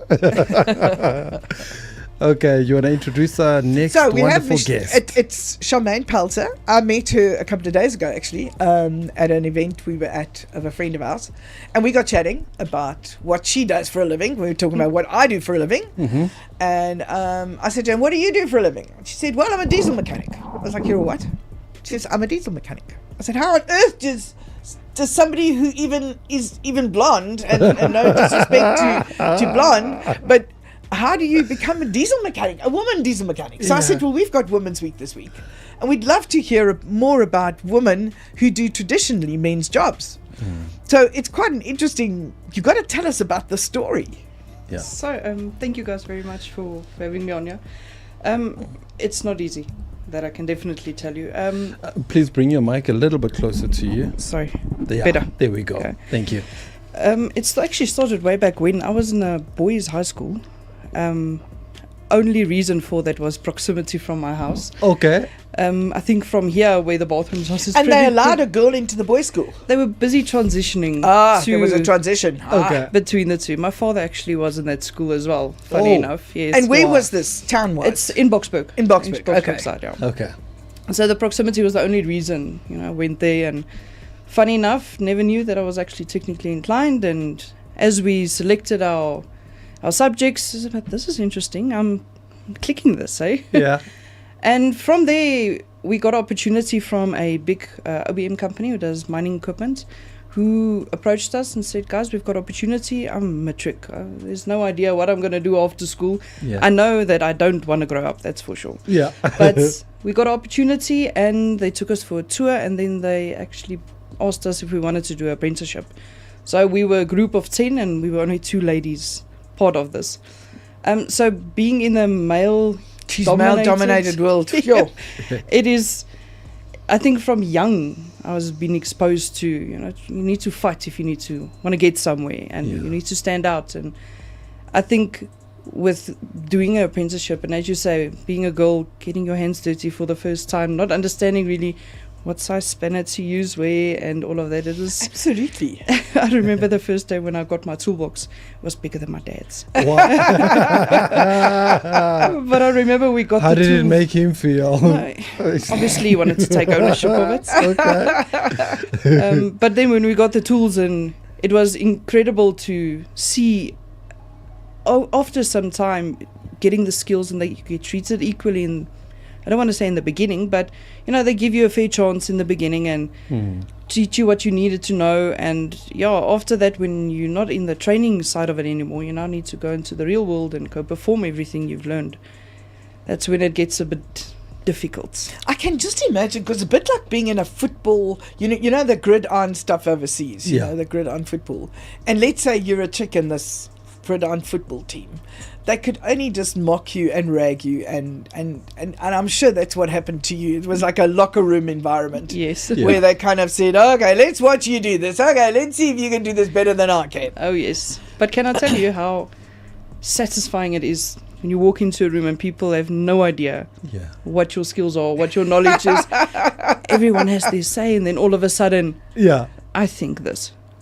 They get shocked. That surprising look on their face. That is marvelous. It's I can just priceless. imagine, because you get this. They can be very patronizing as well. I remember once when I went to dinner with my husband, and it was his cronies and the first husband, and we always talk about the number of husbands. And wow. We were sitting around the table, and this one guy next to me said, "And what is it, dear, that you do when you're at home?" I said to him, well, it's a bit tough because the industry I'm in is a tough one. He said, really? What is that? I said, being a prostitute, because I got to take my own calls. I got to do my own stuff. It's like really, really tough. And I've got my husband sitting across from me just wanting to absolutely kill me. But I just thought, don't patronize me. You know what? It doesn't matter that I'm a woman who stays at home and look after the kids. My role in life is just as important as your role, whether you're a CEO or not. And I think that is a long journey we've come through. Guys are now starting to see you as, no doubt, a part of the team, where in the beginning it would have been easier to go and be a manicurist. Oh yes. Like when I just started, especially the first company that I worked for, I was the youngest. Wow. The only female in the team, and I had to manage this team. Shoo. No, that was intense. But again, it is just by consistency. Consistency, showing what you're capable of, trying to make them understand that I'm part of this team. I'm trying to get in the same goals as you guys have, I have, The quicker we work together, the farther we can go. Yeah. So it's interesting, and especially in mining, there's all these, you must be rugged, you must be dirty, you must know what you do. You must be rough. You must be able to kick the tires. the big tires. Do you also wear the mining boots, the cats and the... Yes, because no doubt you have to wear all the mining kit. Okay. And I hate them. Do they not have pink ones? I do have pink ones. Oh, yeah! No! That's classic. Oh, well done. So you kept some of the femininity. Definitely. I think that's a bonus. Well done. Thank you. Now I make sure wherever we go, the female presence must be felt. Absolutely. That's amazing. So did you start working on cars? And No. I just don't know enough about... So, I mean, but you started working on cars. No. So you get 2 different types of the industry. One is the motor industry, and that's Yes. where the automotive industry, where the cars and stuff are. And then you've got the they call it heavy earth moving. Okay. So that's the diesel mechanic that I'm qualified as. And that's the stuff they use underground and... Correct. Surface mining and underground mining and stuff like that. Wow. And that's where you started? That's where I started. And I remember the day when I went to go qualify. It was on my mum's birthday, 31st of July, which the Just 31st... passed. Oh, my word, a 10 couple of years days ago. ago. Yeah. 10 years ago was when Wow. I qualified. Wow. Congrats. So, yeah. Thank you. I remember when... walk in there, they think you're part of the administration team or auditor. Yeah. And the guy who was supposed to do the assessment on me, he's like, are you sure you're supposed to be here? Yeah. Here's my logbook, yes. I've been. Yeah. And shame, he was actually, when I'd done all the tests, he waited until last. That was horrible to experience, but he waited until everyone was done, the last minutes. And he put the papers on the table. He's like, pass, so you need to pass 5 out of the 5. Okay. So he put all the papers down, you pass the safety, you pass this, you pass that. He gets to the last one, he says, I'm so sorry, girl. And he puts it down. Now, my tears are sitting right here. Oh. And he put the last one down and he said, it's a pass. What? I actually jumped and hugged the guy. No, but that was an incredible feeling. Halfway through, I wanted to quit. It was really getting to me. It was really, it's... Except for being a female, you are now expected to do exactly the same things as men. So there's no break because you're a female. You need to toughen up. Yeah. And I had an incredible instructor. Shame, he passed away last year or the beginning of this year. And Harakat. He was Harakat, and I think a lot of that also spilled over. And he said, "You're already halfway. Remember, if you need to start from scratch now, what are you going to do then?" Yeah. So he pushed me a lot to finish, and from a heavy lifting point of view, I've no doubt nobody rushed over and said, "Oh, let me lift this up for you." No, you had to do that yourself. You must. Luckily, I think if you've seen my legs outside, it's quite buffy. No, but it is. They've got equipment and stuff like that, but it's still, you need to toughen up, work out a bit, and make sure that you can do the heavy lifting the same as them. Yeah.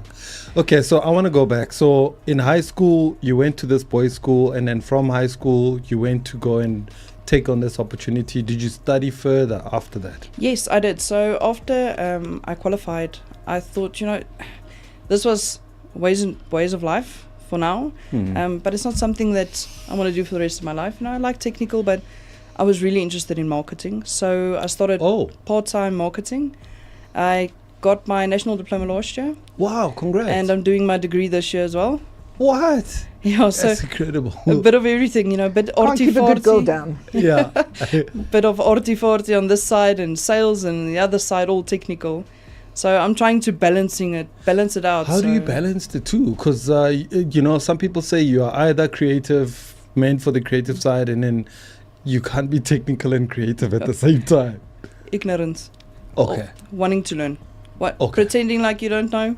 Oh. And then just listening to people. But doing the two together, I think because I'm passionate about marketing, it was easy. And because I had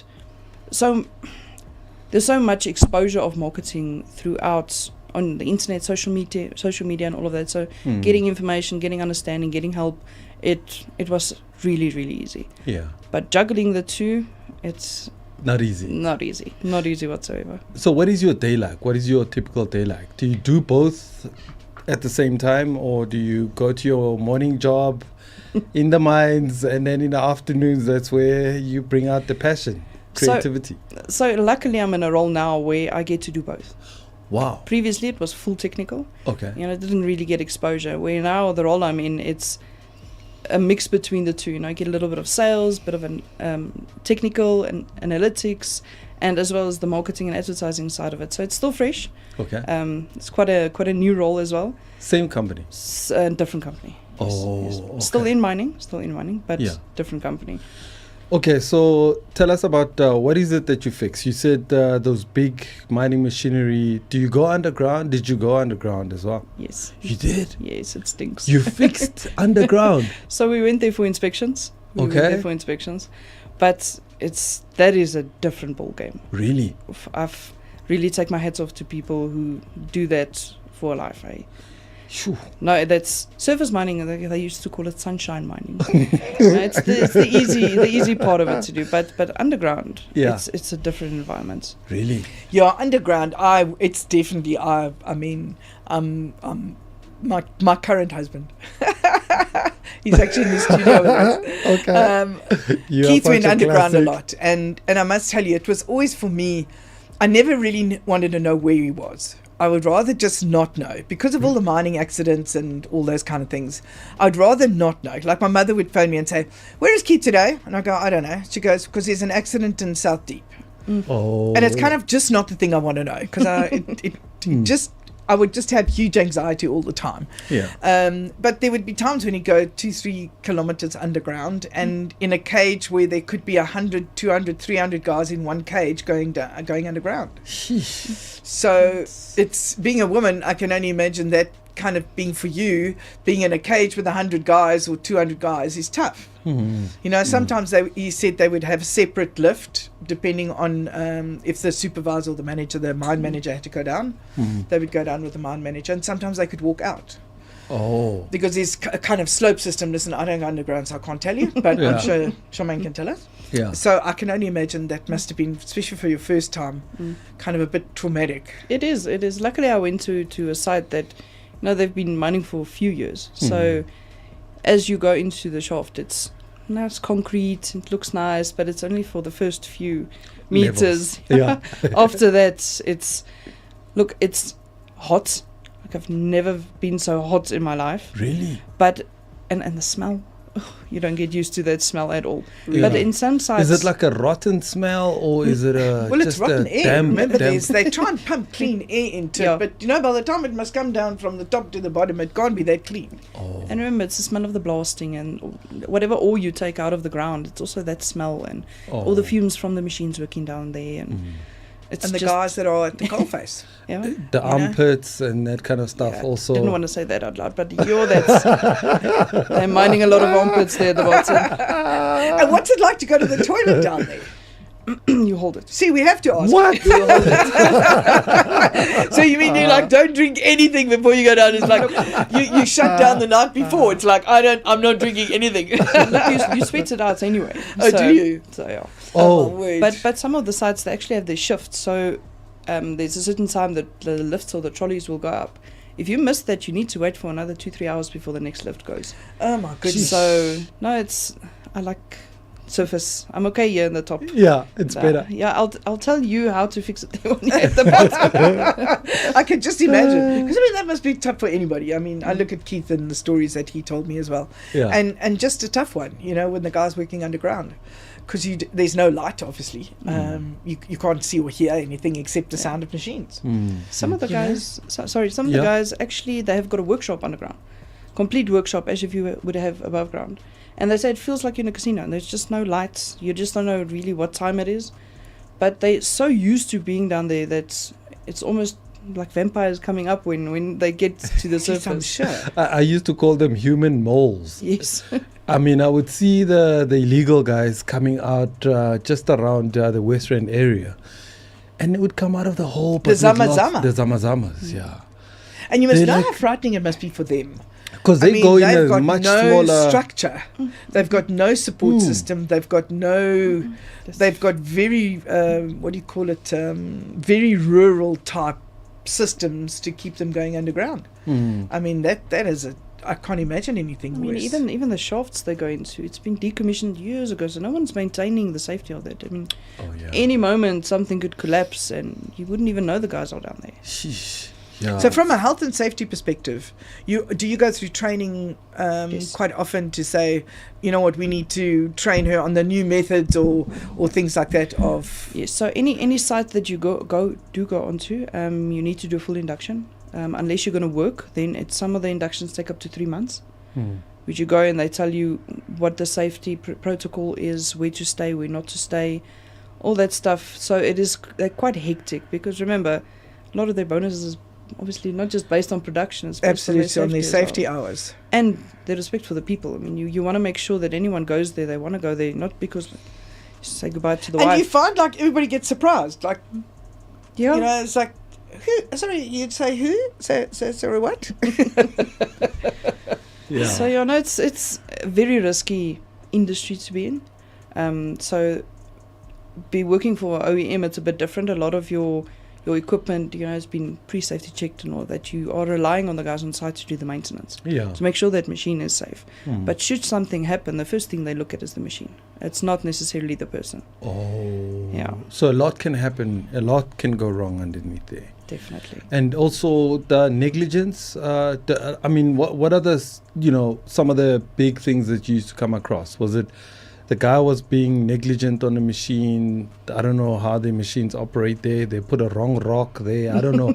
Like, what are some of the problems that causes it? So a lot of things I've seen through my career is the guys bypassing safety systems, because there's a lot of pressure on them to make targets for their own day's work as well.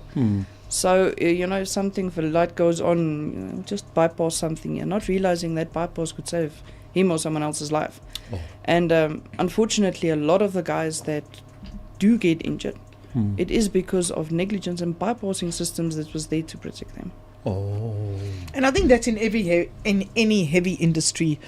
There's always, like, if you look at when they build a building, and you've seen how many of these buildings come down, and they check the cement mix, and they found that there's too much water versus the powder, and they've ended up with a very low quality cement meant to hold up a 20-story building. Look at what happened, I think, wasn't it in Johannesburg somewhere, same thing? When that building came tumbling down, it was purely because they, it's some idiot somewhere,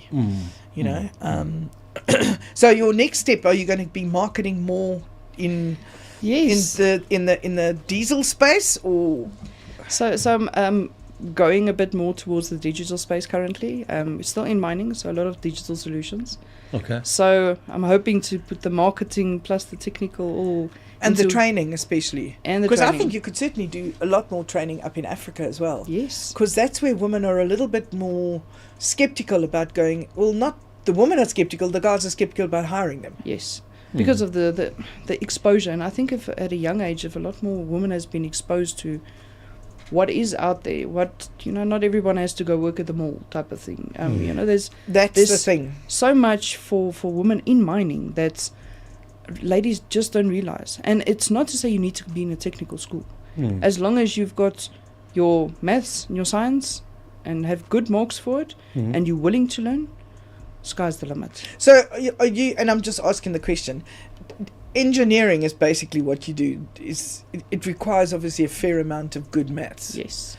And that how do you use the maths in that scenario? And I'm just asking because I have no idea. So a lot of the stuff would be either conversions, from inches to millimeters, or you'd have to work out pressures for systems, and so that's where it comes in. Yes, especially when you do troubleshooting, you've got your guides which tell you, this is the specifications and this is how you would troubleshoot something, but still there's your peanuts need to work a bit to make sure you've got the right stuff. Yeah, so it's not so much physics, just maths. Again, it depends on the system. Physics with it, you need to understand pressures. You need to understand what type of stuff interact with each other, and so there is a bit of both. If the baseline understanding is definitely a requirement. I won't say you don't have to have an engineering degree in science. You don't need to be a rocket scientist, but you do need to have a certain basic understanding of how that works. Definitely, and it's a requirement before you get your red seal. You need to have maths and so you registered only in South Africa, or do you have a worldwide degree? So my degree is done through Mercita, and it's an international qualification. So I can pack my bags tomorrow and go to Australia, to anywhere of the world. So there's a big shortage on technical skills, physical labor work. So if all goes south, I've got a plan B. Yeah, I was going to say you can definitely make hay while the sun shines. Yes. That was a really good choice. And what does your husband do? The same, funny enough. What? Did you meet him in the locker room? I won't say the locker room, but definitely the workshop. So he's in the same field. Also qualified. He currently also works in the same industry, a bit more surface mining. He was actually a big push for me to get a qualification over and above my current trade. Yes, I didn't want to. I was like, I'm done with school. I've got something now. Yeah.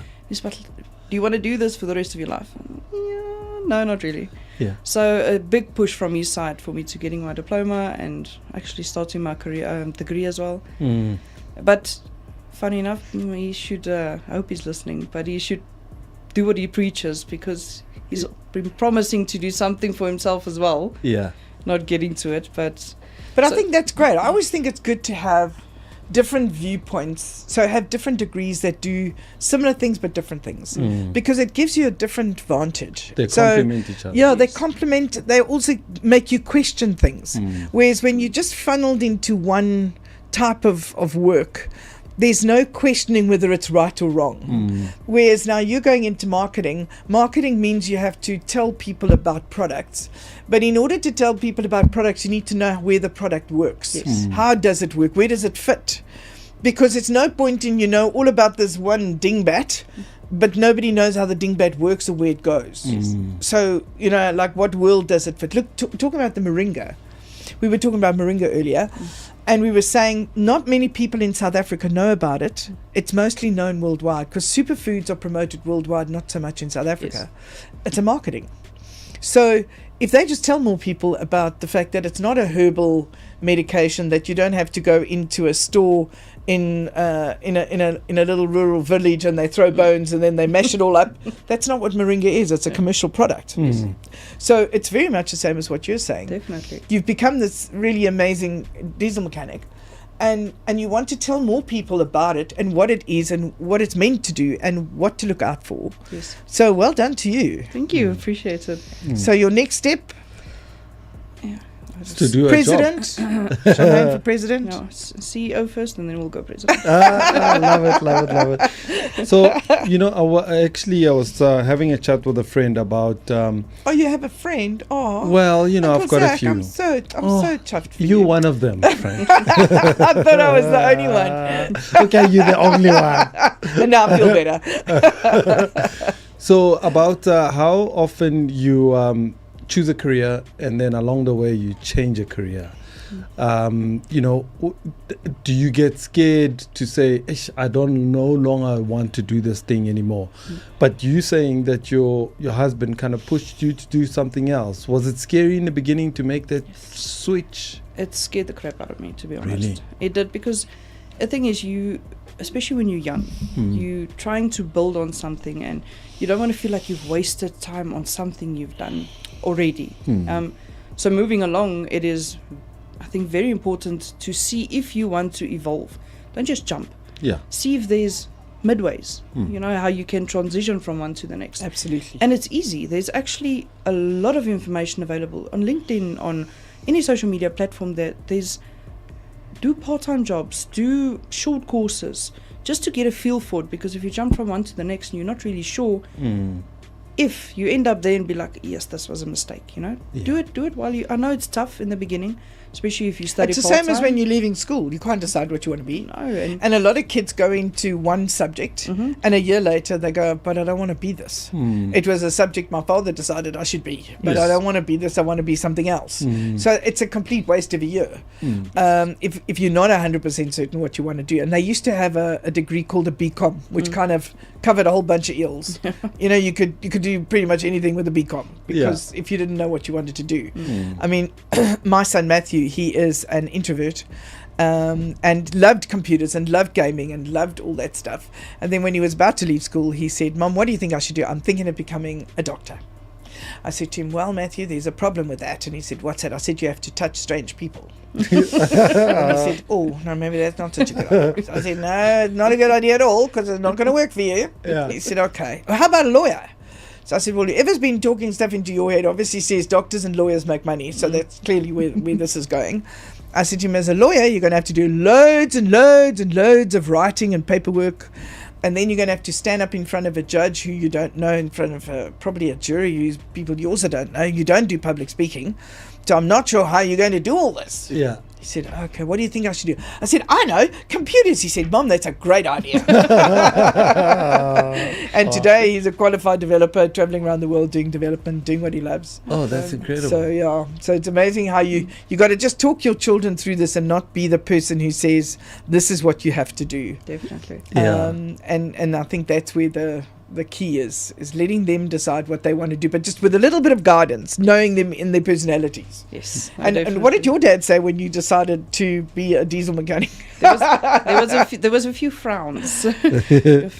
I'm the eldest child the eldest daughter in the family. So, oh my word! You want to be what? No, we can't have that. And then after me and my mom went for the tour, and she convinced my dad. She's like, "This is a good opportunity." Eventually, she convinced me as well, because I wasn't 100% certain. No. But she was definitely the biggest push to say that. Do it, see what you can do after that. At least you're not going to sit at home. One thing I wanted to mention is that there's a lot of companies that offer shadowing.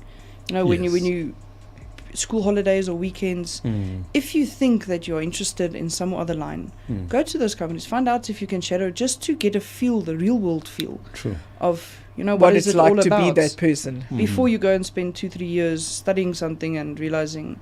Very true. This is not for us. But I mean, you look at the, if you look at some of the things like a lawyer thing, that movies make it so glamorous. Yeah, it's not what but it's not. You spend hours and hours and hours on your own, wading through piles of paperwork. I mean, it's not an instant fix. Even being a detective, I think the fact that you see a half an hour show is actually made up of probably 4 to 5 months. Yes. Of just trying to find somebody. Yes. And it's not as glamorous as it's made out to be. No. I don't think I would be able to do that. Absolutely. Just for me, it would be just too taxing. You've got an interesting day job. Yeah, I've got an interesting day job. I'm in politics. Okay. Why do you think it's so politically correct?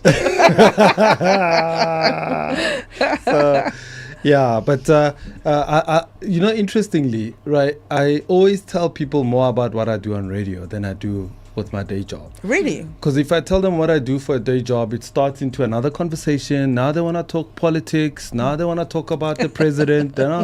Now I have to answer the world's problems because I said I'm in politics. But it's the same as a doctor. When somebody asks you, you're a doctor, and he says, I've had this niggly problem. You might be able to answer. Same thing. Politics. So I rather tell people I'm on radio, I do radio, and I tell them about Bogart and all of that, because then it's easier.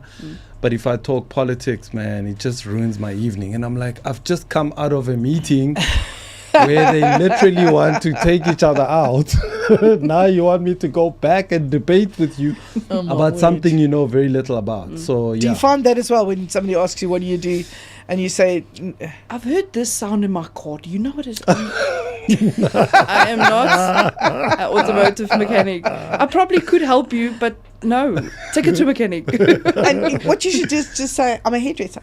Yes, I do nails for a living. I do nails. And then nobody has any questions, actually. Because your nails are beautiful anyway. Yes. And you can say, I do my own nail art. Yes. Wait, I was going to ask you about that. I mean, how do you take care of your nails and you're still a diesel mechanic? Like, what does it do to your hands? So, gloves. Gloves are the best. I was going to say mining gloves.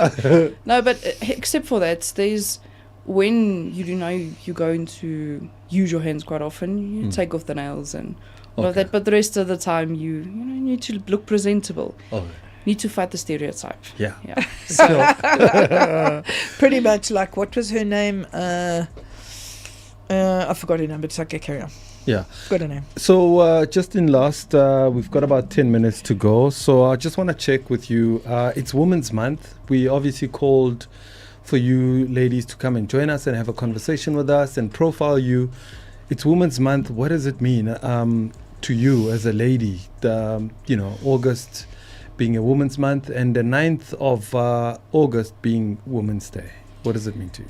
So, with all the women that is specifically in my life and that I've worked with through my career, and it's incredible. It's incredible to be a woman and to see the feistiness, and we keep on asking questions, we keep on pushing, and by a lot of people, celebrating women more and more and more, it just empowers us even more to go out there and make a big difference in the world, So for me specifically, I think when you look at the women around you and you see someone feeling left behind, take them with, because they might not have direction or might not see what you see.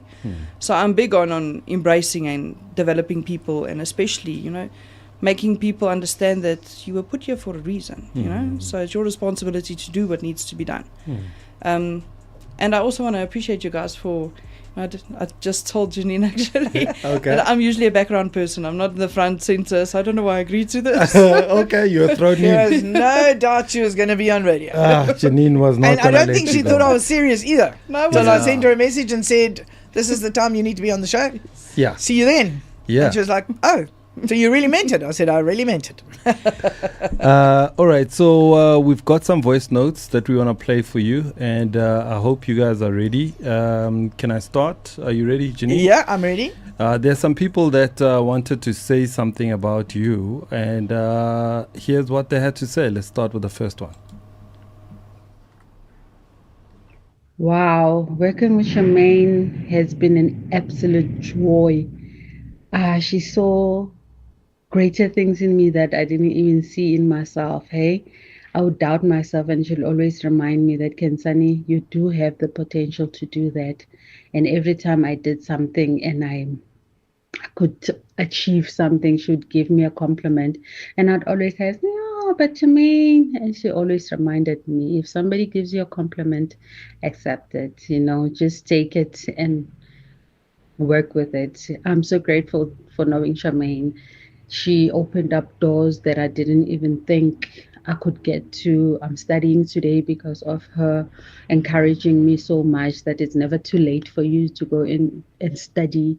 So yeah, I'm really, really grateful for her, and I wish her the best moving forward in her career, and I hope we can meet up soon. I had the privilege of working with Charmaine for about 2 years. It may have been brief, but it left a lasting impact. Women as ambitious and driven as her are rare. What stood out most was how we could speak openly about the challenges we face as women in this male-dominated industry, but also our dreams and aspirations. That kind of safe space, friendship, and support among women is powerful and so needed. Wow. Okay. You know those ladies? Recognize the voices? Yes, I do. Both of them. Okay. Actually, good friends with both of them. Okay. As well. Yes. So it's also, again, getting back to women, feisty women who want to offer the world a lot of things. Yeah. So How do men handle it? Especially a strong woman, feisty woman who, you know, I mean, some guys would probably think, you know, you tough, you speak back, or they don't want that, they can't accept it. No, they don't. How have you handled it when there's resistance? So definitely with the resistance, it's just showing skill. It's, you know, you can get the same thing done without being arrogant. A lot of the time, most of the time, it's an ego in the way. Yeah. You know? Yeah. You just navigate around the ego and get to the facts. Actually, I had a team, one of my team that I managed a few years ago. I told them, if you take a situation, you remove all the emotion, what is left? If there's no emotion left, there's nothing to fight about. If there's facts left, that's what you focus on, because it's something tangible you can do something about.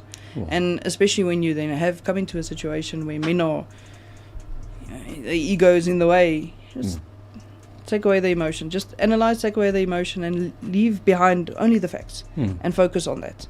You'll see eventually. We actually had a voice note as well from one of the guys. No, you didn't send it to me. I did. It's my ex. Send it to you this morning. It's one of my previous bosses, yeah. But Okay. I've just resent it to you now. Okay, so just So that's why it was quite an interesting question, because I thought his note would be last. Yes, okay, cool. I'll play that now. So you were saying that take the emotions out Yes. and then leave the facts on the table, and then half of the time they'll probably have no argument left. You see? Sure, okay. I've never heard it like that before. Okay, let's take a listen to this voice note. Good morning. When I think of my interactions with Charmaine and her career, we spent a significant amount of time together in various functions and companies. There's one quote that comes to mind, and it's from Mark Twain. All you need in this life is ignorance and confidence, and then success is sure. I'm sure she will laugh and will be able to explain this to you. All the success and all the happiness to you, Charmaine. Okay. And what's his name again? Nick from Rensburg. So he was one of the guys who taught me the most when it comes. He was my manager for many years, and as I was transitioning from after diesel mechanic, going a bit more to the technical side of it, where you're not physically working on the equipment anymore. He was the one. He taught me a lot of lessons. That's how to treat people, how to grow, how to develop people, and how to put your ego aside sometimes. That's pretty cool. It is. We had a lot of fights. How we didn't grab each other, I don't know. What? Okay. But yeah, most of the things I know in the growth I have in my career, it's because of him. Do you work better with guys or do you work better with ladies? Guys. Really? Yes. So women put the emotions more on the table with very little facts, or like how does it work? So the reason is that we're very competitive, but not in a bad way. It's just sometimes you don't want to step on someone else's toes and create a vibe. But with men, I think it's because the long-term plan is a lot more simplistic. Okay. In certain cases, although I haven't had much chance to actually work with, and I'm talking about reporting too. I don't mean co-workers. Co-workers, it's both. I don't mind. But when it comes to management, I think I prefer men, and it's easier for them to move along for us. Oh. So Charmaine, it's been such a pleasure having you on board. Yeah. Thank you very much. And having you in the studio. Appreciate it very It's much. like so different, hey? Very Having much somebody so. who has such a different career. Yeah, very interesting. Love that. All the best to you, Charmaine. Thank you so much. And you're saying now you're going to be moving into marketing, communications, that kind of stuff. So we're going to see her here now, sending all the guys in with different careers. Yes. Yes, I actually have a lot of ladies with amazing life stories. Oh, really? That would be amazing. Yeah. Please But there's share them also, with do you us, ever yeah. watch that thing on TV called Dirty Jobs? No. It's a fascinating program. It's this guy who goes around the world doing the world's dirtiest jobs. And like whatever it is, he does it. What? Oh, he's a fascinating guy. No, I take my hats off to some of those guys. Yeah. Sheesh. The jobs that they do. Yeah. So we should do something like that. The dirtiest jobs women do. Yes. Oh. I think that could be such a good insert. Oh, yes. Yeah. we Okay. should So you try know a that. few? Yes, Okay. definitely. Okay, we'll take you on that. And yeah, thank you so much. It's been incredible chatting to you. Thank you so much for lighting up my life this morning. And you too, my friend. Oh, thank you. With your You're gonna leave colorful. me out? Yes. No, how can I even dare think about that? So yeah, we appreciate you, and happy Women's Month and happy Women's Day on the 9th of August. And enjoy. We look forward to hearing from you, and of course how we gonna take this forward and collaborate. I think that's a great idea. For Rosa, thank you for being our producer. Yes. We always forget to thank you. No, we don't. But since it's Women's Month, we have to absolutely remember. I'm like on that it's Women's, but I'm like over the top. Like I wish Like a rash. if you're walking past then you're a lady, I'm gonna wish you a happy woman. It's that bad. So yeah, man, it's been a great show. Thank you so much for watching. This has been Beyond the Itinerary, and thank you, 11 Rosa. to 1 Thank you. every Tuesday. Live on Absolutely. YouTube, Twitter, Twitch. Yeah. So my friend, you're gonna be out when? Next week or the following week? No, only the following week. Okay. You're cool. going off to the Congo late this month. I'm going off to Uganda late this month. Yeah. So we're going to Interesting go. times. Are we going to be away at the same time? Yeah, we're gonna have to pre-record a lot of We'll the just shows. do pre-record. Yeah, maybe next Because week. then or so. when we come back, we're just going to have loads to say. Absolutely. All right, so we're signing out. Thank you very much. We are out. This has been Beyond the Itinerary. My name is Uncle Zach, and I'm with Auntie Janine. Auntie Janine, the crazy duck lady. There we go. And all right, so we're signing out with this beautiful song. I don't know if you remember the song. It's called The Living Years. It's Mike and the Mechanics. Do you know Mike and the Mechanics? My mother's favorite song. Really? Oh, man. I just have that special thing, right? Mm-hmm. Definitely taking you to Cape Town. And I hope that you have one of those buy a house in Cape Town days. That's when the sky's blue, there's no wind and there's no rain. And you think, we have to buy a house in Cape Town. And then you do, and you regret it for the rest of your life. We started off with champagne and walked through the wine estate. Just a wonderful experience. A lot of weddings happened there as well. There was, in fact, while we were there, somebody proposed. So they had roses on the lawn, and the family was up on the balcony watching this poor oak, and we kept thinking, as long as she says yes. When you book out the entire venue, unusually, they will give you the suites at the same price as your standard rooms. So you can treat your VIPs at no extra cost because you've booked out the whole venue. So it's a real plus with the SARA. And we're going to be doing fam trips with using travelmatch.co.za. You have to be verified. We vet you. You can apply, but we vet you first before you go. You can't just be anybody. You have to be in the travel and tourism space or the media space or corporate buyers. And then you can come with us on those trips. Via the fam trips, this is how you can know the country and know how to navigate and how to trade, and also who to trade with and who are the key players and who are the business leaders in South Africa. Absolutely. It's a full concierge tour, so we have somebody with you all the time. Not a hassle. I mean, they're not going to sit and eat with you, but they're there the whole